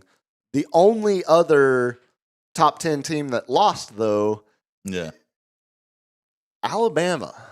And, the meltdown that ensued when Alabama not just lost to an unranked Florida State team that went 1-11 last year. They talked crap before the game. Well, the quarterback, and he backed it up. They handled their business. Yeah, that's it was Florida State. That was the catch. Castellanos, a deep fly by Castellanos. There, Florida State's Castellanos, quarterback from Boston College last year. Yeah, he looks like he might be just exactly what Florida State needs to get back. We're going to handle all that disrespect on the field. They've had handle all that disrespect. Such a weird 2.5 year run now, where the Jordan Travis injury 2 years ago when he breaks his leg and the playoff committee says, "Look, you're a different team. I'm sorry, you were deserving until your quarterback got injured," which is so effed up. That's so rotten. So you got to put the best product on the plate. You know what I'm saying? No, you put the team that has accomplished the most throughout your regular season in the playoffs. So you're just going to tell all your advertisers on the people that give you money, be like, yeah, they were more deserving. And that's the problem right there, because now college football is more about advertising and script writing and sponsors and script writing than it is actually about finding the best team at the end of the season. Well, the script writing is supposed to be finding the best matchup, best product to put on the telly. But best product does not mean the most deserving teams got in. Those are two different things. Well, then then how can you say all these undefeated in like America and the AA? What is it? Well, because Florida State did it in the ACC at least. I mean, Florida State went through Clemson, Miami. Who's the someone else from the ACC was really good that year that they ended up beating. It was someone random, and not Pitt, but someone like USC that. Yeah, maybe like North Carolina. Maybe that was the Drake May North Carolina. Year. So they had the great year, but then Jordan Travis breaks the leg, and then last year it looked like Mike Norvell was going to get fired halfway through the season. They go 1-11, and now the question, talking about Mike Norvell looking like he was going to get fired last year. How many games does Kellen DeBoer make it this year at Bama? So what was the stat that I heard? When Saban, during his whole tenure in Alabama, which... This is a good one, I got you. Yeah. Had only lost against an unranked team 2 times. He was 131-2 against unranked teams while he was the head coach at Alabama. The head coach, I don't even know his name. Kellen DeBoer. Year 2. Has 4. He's 4-4 against unranked teams. Yeah. That's insane. That's really bad. Well, okay. He's going to be run out. They're going to grab their hoods on him. I think the obvious assumption there is that Kellen DeBoer is a problem. But I would counter, maybe instead of focusing on DeBoer when you read that stat, read it again and realize what Nick Saban did at Alabama. Like, Saban had 11 wins his last 7 years he was there. At least 11 wins every year. He would keep five-star recruits on the bench. Yeah. You know, he was 3 deep with they 4 starts. They don't have that depth You anymore. can't do that nowadays with the NIL. No, it definitely kills your ability to maintain a lot of that and that's depth. why we're just going to bench Jalen Hurts and put Tua in. You know what I'm saying? It's a nice problem to have when you're deciding which former 5-star is going to be the starter and which one's going to be the backup. You're slipping on me, LG. Even I gave you the Tua. Ty Simpson. Where's my hot Tua? Chew on that thing. Wasn't that? I mean, he's not Jalen Milroe. I mean, obviously, he's not that kind of game-changing athlete. But I think Bama's problem, which was the most surprising takeaway from that game, they got manhandled in the trenches. Florida State was the more dominant offensive line and defensive line. Yeah. They that never happened. They wanted it more. That never happened to Bama with Nick Saban. I can think of 2 times that happened, and it was both. They usually have the best Kirby Smart's defensive Georgia line teams that did and linebackers in the game to stop the run. Like, you are not going to run on them, and then they usually have like an all-pro cornerback at one of the positions, and it was just like, you're going to have to throw on them, but you're going to have to do it within 2 seconds because they're breathing down your throat. Yeah. Speaking of, we got our first college football meme fan of the year. Yes. You have that one, LG, from the Bama game. I love it. This is how you handle when you know you're being zoomed in on and singled out by an a-hole camera operator. This is what you do. I think the way they've been running the football, I would do that. I keep my eye. Like, remember last year we had the Texas fan that looked exactly like Conway Twitty with the big hair. You always see, the surrender cobras. I saw the UT girl who sat there, was like at the OU when they came back, and she was like, and then she was like, yeah. See, that's what, again, I think what you do is you flip the finger. That guy is going to be running his dad's company someday. Oh, it's only a matter of time. But that gets the camera off of you real fast. Props to that Bama fan, because they don't know what they're witnessing there right now. I mean, it is.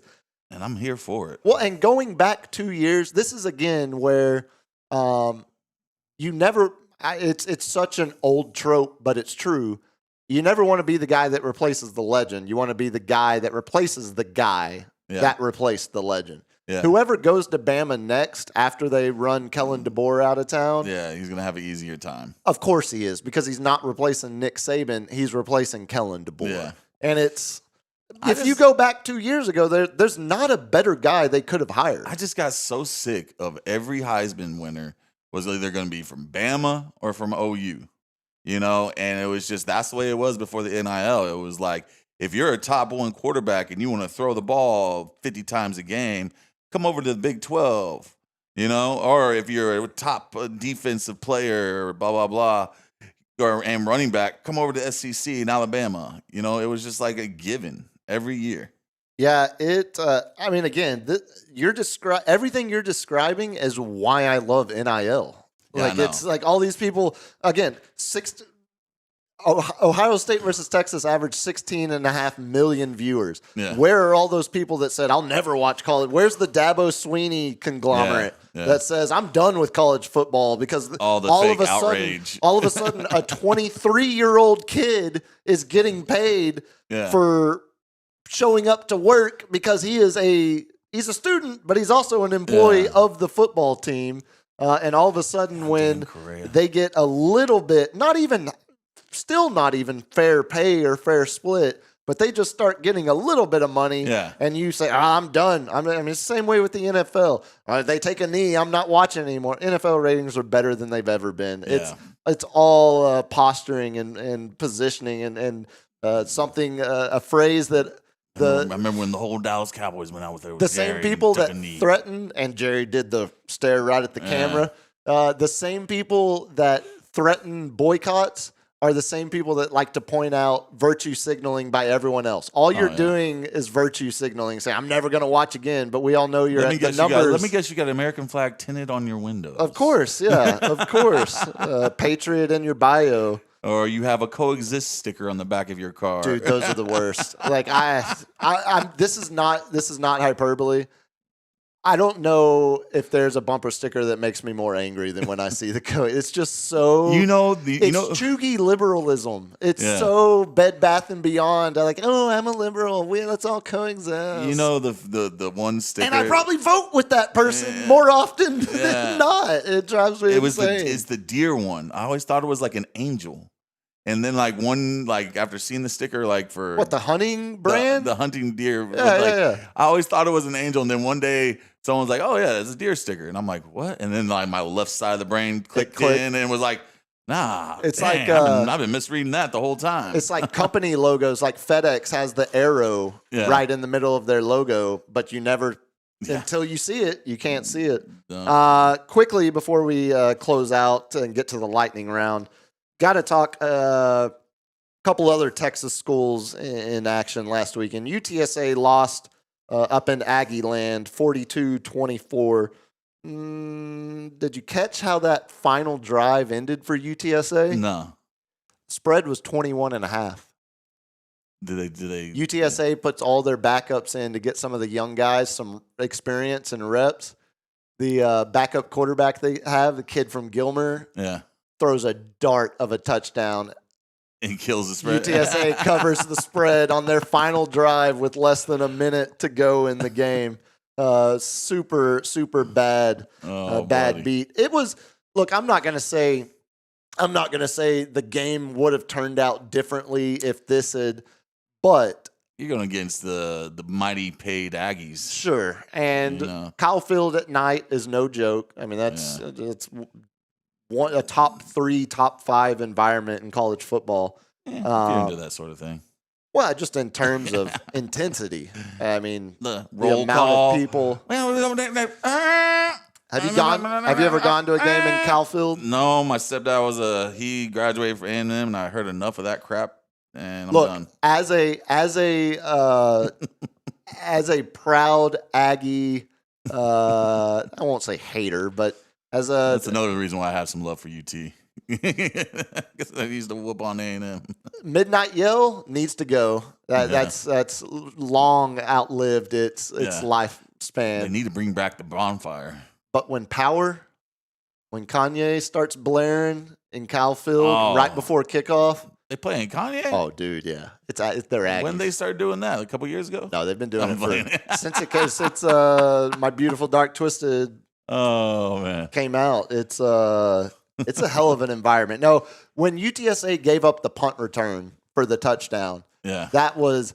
They were swinging back and forth. They were punching back, and then they just got special teams puts them in a hole, and then get the ball back. Then the Aggies just got all the momentum. Couldn't respond. Well, it was just more of Aggies started finally getting something going offensively and putting points on the board.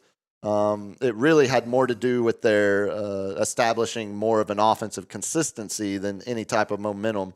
Nothing does that more than some momentum. Again, I think you're just describing execution of a game plan.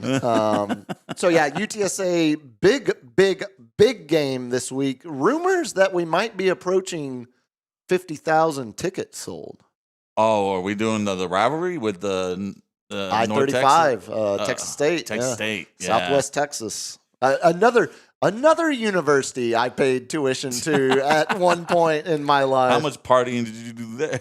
The most. Yeah. The absolute most. I used to go to a bunch of keggers up there. And it was the last university. I looked like a college student when I was like 16, 17 years old. Oh, yeah.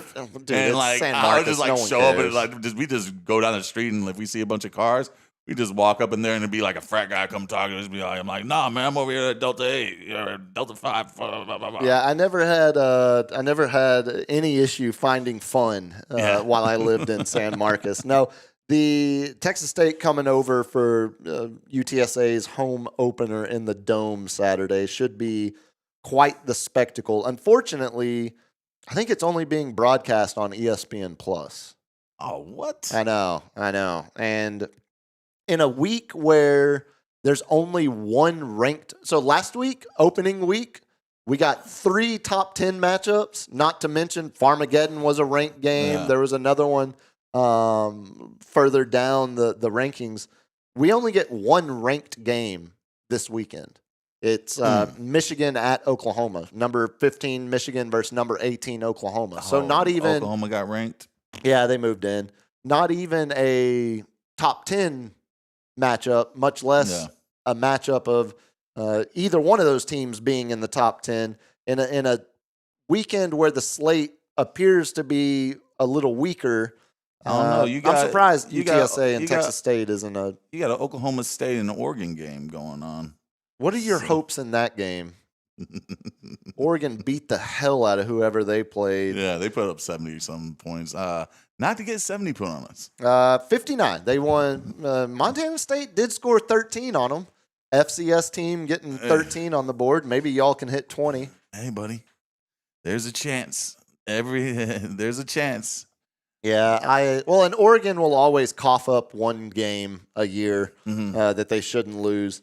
So yeah, the only other college football notes I had. LG, do you have that Dion clip?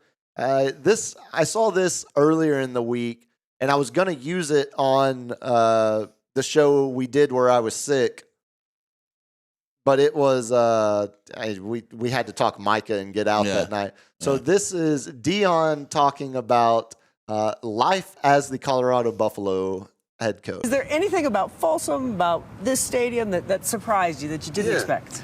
Yeah. The smell of weed in the second quarter, man, it surprised the heck out of me. Like every game, I'm like, dang, like it seems like it's like a light up quarter. You know what I'm saying? Like, so is this the quarter that y'all chose? Like, I'm serious, it's a TV timeout, it never fails, and I'm like, wow, what's going on? Because I've never been high a day in my life, so that's kind of new to me. That's a Boulder essential, I guess. Yeah, truly. Is there anything I about love it. She's like, that's a Boulder essential, I guess.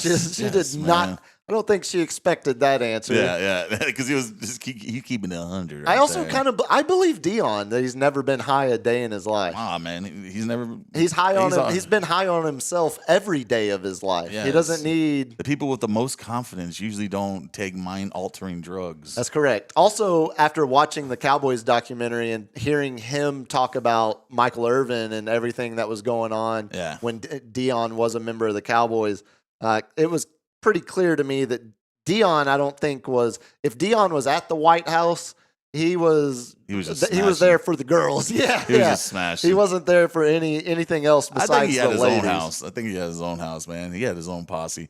But we also, before we get in the lightning round, Bill Belichick's debut. Yeah, I that was so bad, and I don't even have. What do you want to point out about? I want to hear the press conference of the girlfriend. Yeah, we do need. Can she get her own podcast, and so I can just?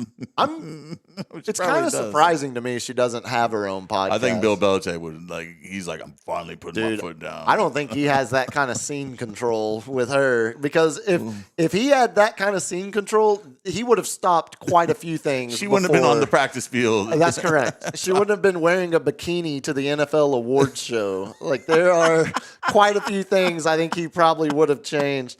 Yeah, all of the internet jokes. Jordan Hudson's entering the transfer portal. Yeah, Jordan Hudson's going to be dating Lee Corso by the end of the night. There was a lot. Lee Corso got all his picks right.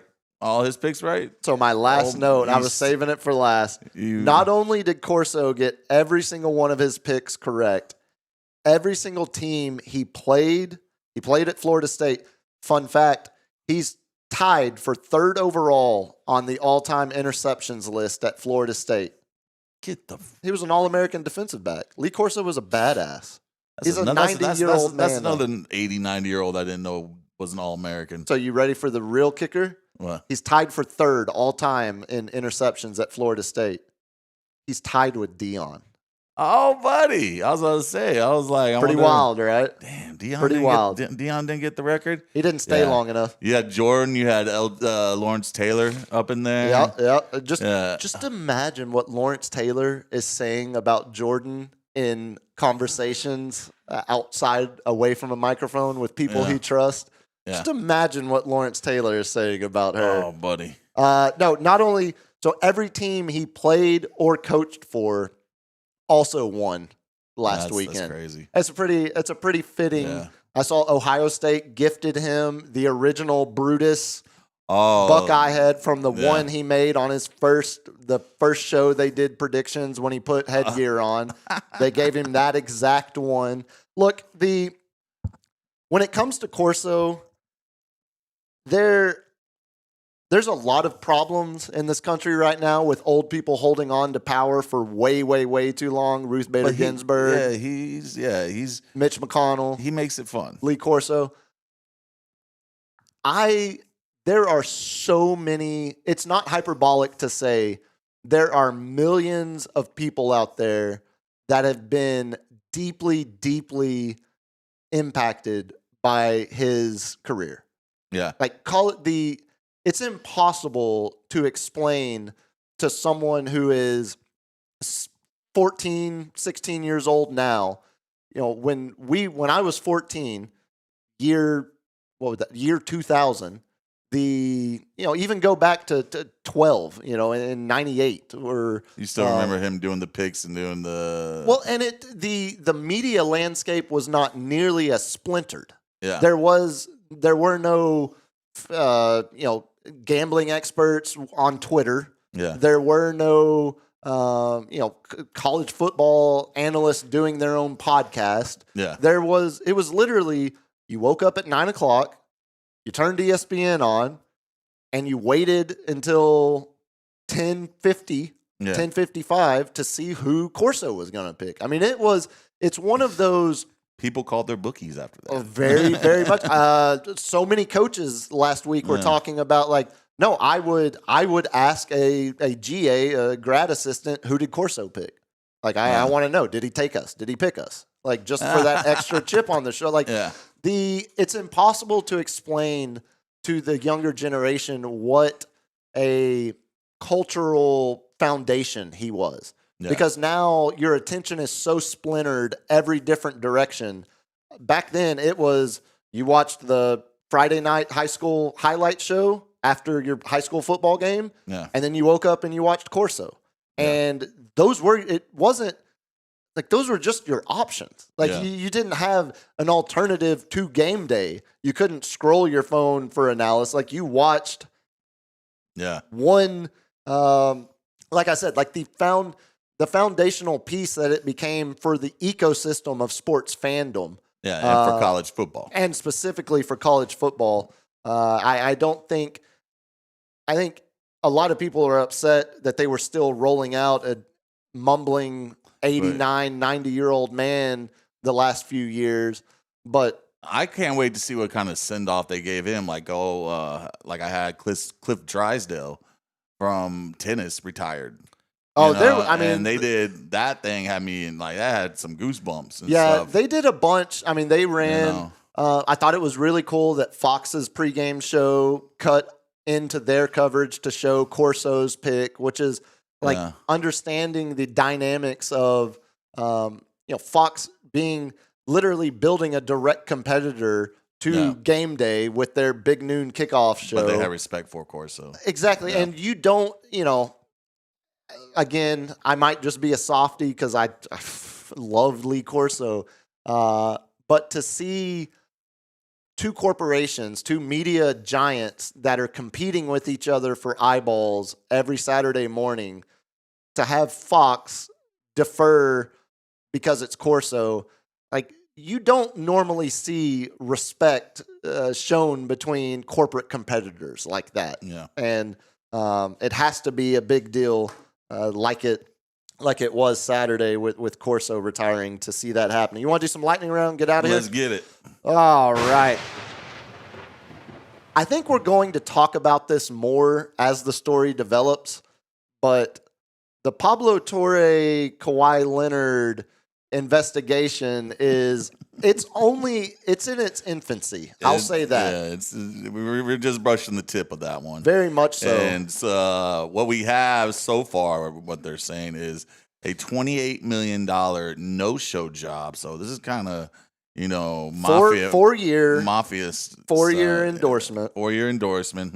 How many years did he get? That's correct. Extended. Interesting how that happens, right? On a fraudulent tree implanting company funded by the Clippers owner Steve Ballmer.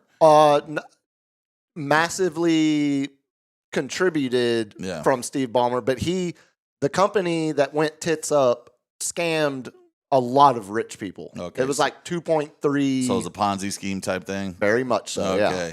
But it's the facts are still the facts. But they're saying it circumvented the salary cap so they could get around it because they're keeping a lot of players and they're maxed on their salary cap. And if I'm and if Steve Ballmer, the loud, goofy face, Microsoft face of the, didn't he buy something else? Didn't he buy? He's bought a few things, yeah. Like I thought of another team. Like no, maybe I think maybe like a women's soccer, or might have been women's basketball. The interesting thing, I haven't. I'm going to. Okay, you gotta see what he put on this. I'm gonna watch the. Oh, spectacular! Yes, spectacular. Sir. Yes, no, sir. we're in the infancy of this story. It's only going to get better. I haven't been able to watch the full Pablo Torre episode. I've just listened to the clips that have been floating around. But first of all, if I'm James Harden, I'm either asking where was my no-show job when I gave y'all a cut rate to re-sign, or I'm saying, does all of them have no-show jobs? Are they all about to? Exactly. They're all about to hide that money. James Harden left a lot of money on the table with this most recent extension. Yeah. I think we're going to see. I mean, obviously, it's we'll keep on track. Well, and the big takeaway from a San Antonio perspective is who's at the center of all of this again. Yeah, Uncle Dennis, and more specifically, Uncle Dennis. Uncle Dennis apparently is the go-between between Kawhi and, as we all know, the go-between between Kawhi and his endorsers, trying to get as much money out of everyone that he can on Kawhi's behalf, but really seemingly more for himself. As Pablo, some of the clips I was hearing, it seems like Pablo Torre has strong evidence that shows this might be a deeper conspiracy than Mark Cuban wants you to believe. Because Cuban immediately came out and said, "Yeah, no, I'm with Ballmer on this. I don't think you're jumping to the right conclusions." And Pablo Torre immediately was like, "Would you like to come on and talk about it?" So we might see Cuban on there soon talking about it, but. Yeah, it looks pretty clear like it's salary cap circumvention. Yeah, definitely. We'll see more. We'll talk about it more next week. Hit me, LG.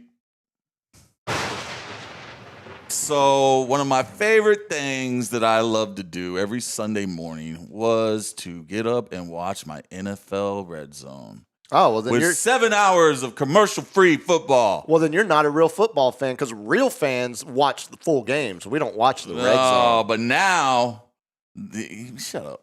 Now you're in fantasy now. You respect the red zone. I'm on the dark side. You respect the red zone, but now it will be commercialized. Yeah, they will be running ads through it. It breaks my heart, man. Did you hear what? So Scott Hansen announced he was on McAfee, and he said it's no longer going to be his first line. Will no longer be, welcome to 7 hours of commercial-free football. It'll just be welcome to 7 hours of NFL football. Yeah. So they're saying it's going to be double screen ads. So you'll still get the action on one screen, but you're going to get the ad on the other side of the screen, and you're going to get the audio from the commercial. Yeah. I mean, I've got it right here. If you want to hear me rant at a bar for 3 hours on a topic, let's talk about the over-commercialization of American sports. Oh, my God. It is... It's the same commercial over and over and over and over and over and over and it's again. To be honest, it's a big reason why I started to fall in love with European soccer. Yeah. You turn the game on, you watch 45 minutes straight, no commercial interruptions. You watch the other 45 minutes, we're done here. Yeah. It's just pure sport. And hockey has like the minimal timeouts. Hockey's great. Hockey and baseball, of course. I mean, they find ways to jam in mid-inning commercials when there's a random lull. But yeah, I mean, anytime more commercials are being introduced, there's one thing that's driving it, and it's corporate greed. Yeah. The NFL, ESPN, which Scott Van Pelt was catching a lot of hell for this because he jumped out immediately and was like, ESPN has no part in this, but y'all don't care about that. You just want to bitch about us. Cool. Yeah. And it's like, well, okay, look, Scott, your company has effed up a lot of good things when it comes to sports over the last 10 years. So you got to give people a little bit of grace when they assume this is something else to add to the list that y'all have screwed up. Like, good example, how about sports journalism? Like Pablo Torre, former ESPN employee, can't pay him anymore to do investigative journalism like the Clippers may be circumventing the salary cap because you got to pay Screaming A. Smith $18 million. You got to pay Stephen A. Smith like he's a fringe all-star NBA player because that's your brand now. That's the thing people hate about ESPN now. So, like, Scott Van Pelt is right. ESPN had no control in this. It's the NFL's decision to add commercials. Is your rant over? But also, well, I think is your rant over? I think it's both there. What? Do you have something? Nah. Or are you busy watching a fucking baseball game? Oh, man, I'm watching my Yankees. Yeah, you are. Hit blood. me, LG. Y'all ever use Stream East? No. Apparently, there's Stream East is I like one of those like free stream. Yeah, exactly. So they were raided. Apparently, we're operating out of Egypt. Oh, whoa. Yeah, they raid the place, take a bunch of laptops, stuff like that, and then make this grand announcement. Stream East is no longer operational, blah, blah, blah. Well, if you go on X and look at Stream East feed, it's basically like the Wolf of Wall Street meme, like, we're not fucking going anywhere. Like, yeah, that was just their, like, you found our one rat hole. Exactly. You don't know about the other 9 rat holes we got. Or it was like when they made a big deal out of crashing the Pirate Bay. Oh, yeah. Yeah. So there's 15 other million. Yeah. So all of a sudden you solved all the problems of the dark web. Or when Dana White's like, we're coming after you guys that are going to show our UFC pay-per-view events and blah, blah, blah. Yeah, blah. on Instagram Live. Like, shut up. Yeah, dude. like you're not. Shut up. You're literally, you've caught one fish in the ocean of illegal streamers. It's like you busted the one weed dealer in Oregon. That's correct. Yeah, exactly. I enjoyed Stream East quick, like, just their quick bounce back of like, no. They not going anywhere. They haven't done shit. Yeah. You got anything else? Yeah, hit me, LG. Were you able to get that picture up? I sent him one real late. My buddy went to the UTSA game. Check your phone. No one told me. Real late, I as in you. while we were. I texted him. Oh my god! But it's a good one. I forgot, man. I didn't like. It was deep in my because we haven't done the show. It was deep in my photos. But he got a picture. Like he got good seats for the game, but he didn't even notice this. It's 2 of the guys' names. One is Buster. The other dude is called McNutt, and they're standing next to each other. Well, that reminds me of the Miami fans of this weekend. Yeah, there's, and I'm like, they need to start doing something. They need to start standing together at all times, but they need to switch sides. So we have McNutt and then Buster. Yeah, this is like the anytime. Here we go. Oh yes. Anytime Grady, you are the man, LG. Yes. If they just need to switch sides, I will be laughing the whole time. The personalized jersey bits are always. It's not personalized. They're actual real. Oh, it's the real players. It's real players. I remember this one. Yeah. Oh, well, buddy. Like Grady Dick. It's even better when it's a real player because you can. It's so good. You can get away with it. Like, I'm not doing anything. This is my last name. What do you want me to do? Hit me, LG, and we'll get out of here after this one. A couple of quick hitters. My favorite band is touring for the first time in 7 years. albeit they've only announced a European tour, but Rage? Radiohead.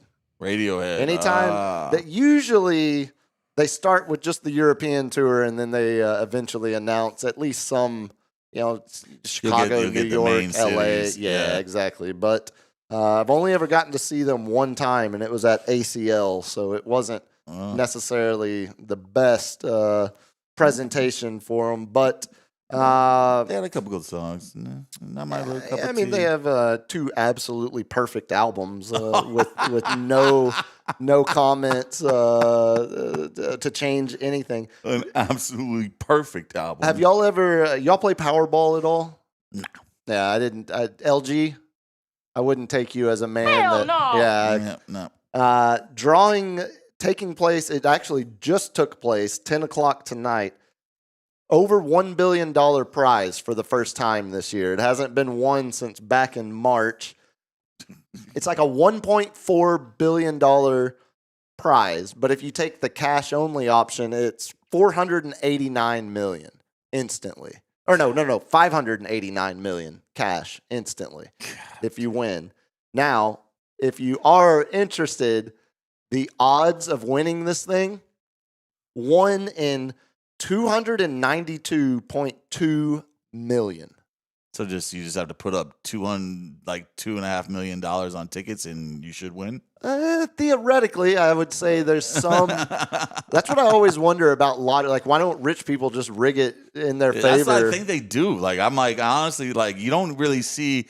I don't see. I don't too know, many, man. I've known a bunch of rednecks in North Texas that win the lottery. There's and no rigging there. They just play it every freaking day. I just don't see billionaires or half a billion billionaires walking around newly minted, and I would think there would be a lot more wilding out. You know what I'm saying? A lot more stories about a recent lottery winner. Blah blah blah blah blah. Ended up buying a Bengal tiger that got loose on the streets. You know what I'm saying? Completely mauled his entire family. Sewned it all back in. Let's end with this, LG. I am obsessed with the TikTok is not a world I swim in whatsoever. Yeah. But I see a lot of funny stuff on X that's from TikTok, right? Yeah. One of my favorite things is what we're about to see. I haven't told you what it is. I want you to watch it raw without having any setup. You got to raw dog this? You got to raw dog it. Yes. This is our closer for tonight. I'm going to hotbox it. See if you can guess where we're going by the end of this thing. Okay. If you got onto an indestructible water blob and a car was thrown on the other side, you would soar hundreds of feet into the air. Now, if a blue whale was dropped onto it, it could catapult you over 10 miles high. Pause it, but LG. if a meteor that's not. Okay, so all of it. So far, we've got like the old summer camp blob. That just is not physically possible. The car. Well, it's physics. It's math. That's exactly. It would pop it. It's like well, it's you got got to be indestructible plastic. Yeah, exactly. You're suspending, but it's just the equation of the weight of the falling object and the weight of the launching. They're doing the math problem, but they're not really doing the what's realistic. Right. I'm not also in the movie that's not possible. Yeah, see, and that's why you don't enjoy Fast and Furious, because that is true. The roommate did a lot of that this past week. I was like, good Lord, woman, just suspend your imagination and watch a freaking action movie. I'm like, that's not possible. So it feels like it's some sort of educational video, you might say. All right. Go ahead, LG. Meteor fell from space and crashed into the blob. The force of the impact would compress the blob and would blast you upward faster than a rocket. And then you'd land straight into Amigos Tex-Mex Grill, because our burritos have their own gravitational pull. Come dine at Amigos, now open at Place Vendome Mall. Oh, buddy. The TikTok ad of the company doing the bait and switch video turning it. That's great. Good. That's greatness. I thought this was going to be the one where, hey, you can't park there when you see people crashed and everything. No, Did you see the Frito-Lay truck that's in the bottom of a ravine river? Can't park there, mate. Yeah, it looks like it got helicoptered in. You're like, it had to roll. There's no way it could go down physically. It had to roll over a couple times, but it was perfect. And it was in a beautiful ravine river. And I just wanted someone to be like, You can't park there. The best one I've ever seen is it's a British guy who wrecks his supercar. Yeah. And he's on the side of the road. He's like rubbing his head and just staring, like trying to figure out what happened. And a guy pulls up slowly, and the British accent makes it more funny. He's like, "Hey, mate, you all right? What happened to you?" And the guy's like, "Well, and he's like, "Oh, yeah, I don't think you can park there, mate. Can't park your car there." And he's just like, "Oh, fuck you," and chases him down. It's so good. The British accent. All right, LG, give that to me. Give me the Qatari Tex-Mex ad one more time before we get out of here in its entirety.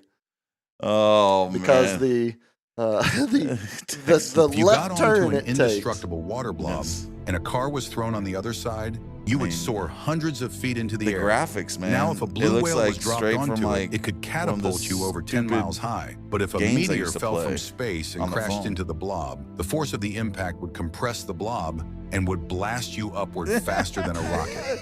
The And guy's then you'd all land burning. straight into Amigos Tex-Mex Grill because our burritos have their own gravitational pull. Come dine at Amigos. Have our own gravitational single. Look, I'm such a nerd. The first time I watched this video, I'm like, "Oh, that's interesting. I would be interested to know what a car does to you on a blob. Oh my God, a whale? Yeah, how far would that launch you?" Is this a Mythbusters Yes, thing? exactly. That's exactly what I thought. And then when I saw the comment coming down, I was like, "Okay, what am I about to see at the end here? Yeah. Because this is not what I thought it was." Well, on that note, let's get out of here for the night. Cowboys. Yankees bullpen is garbage. Tomorrow night. God. The NFL season is nearly upon us. Cap, night. how can the people get a hold of you? You can reach me at the Captain's Chair 210 on Instagram. DM me. I will be. You heard it, ladies. I got. Hey, baby. I got. You can find me on Insta. God dang it. On X at Biggest Puma, Instagram biggest.puma. LG, when's the next stream? Tomorrow night. Tomorrow night, folks. Tune in to LG's house. Yeah. Enjoy football. He's not gonna be watching football. Come on, LG. Possible Friday episode. Yeah. We will see. Y'all be good. Peace. Peace.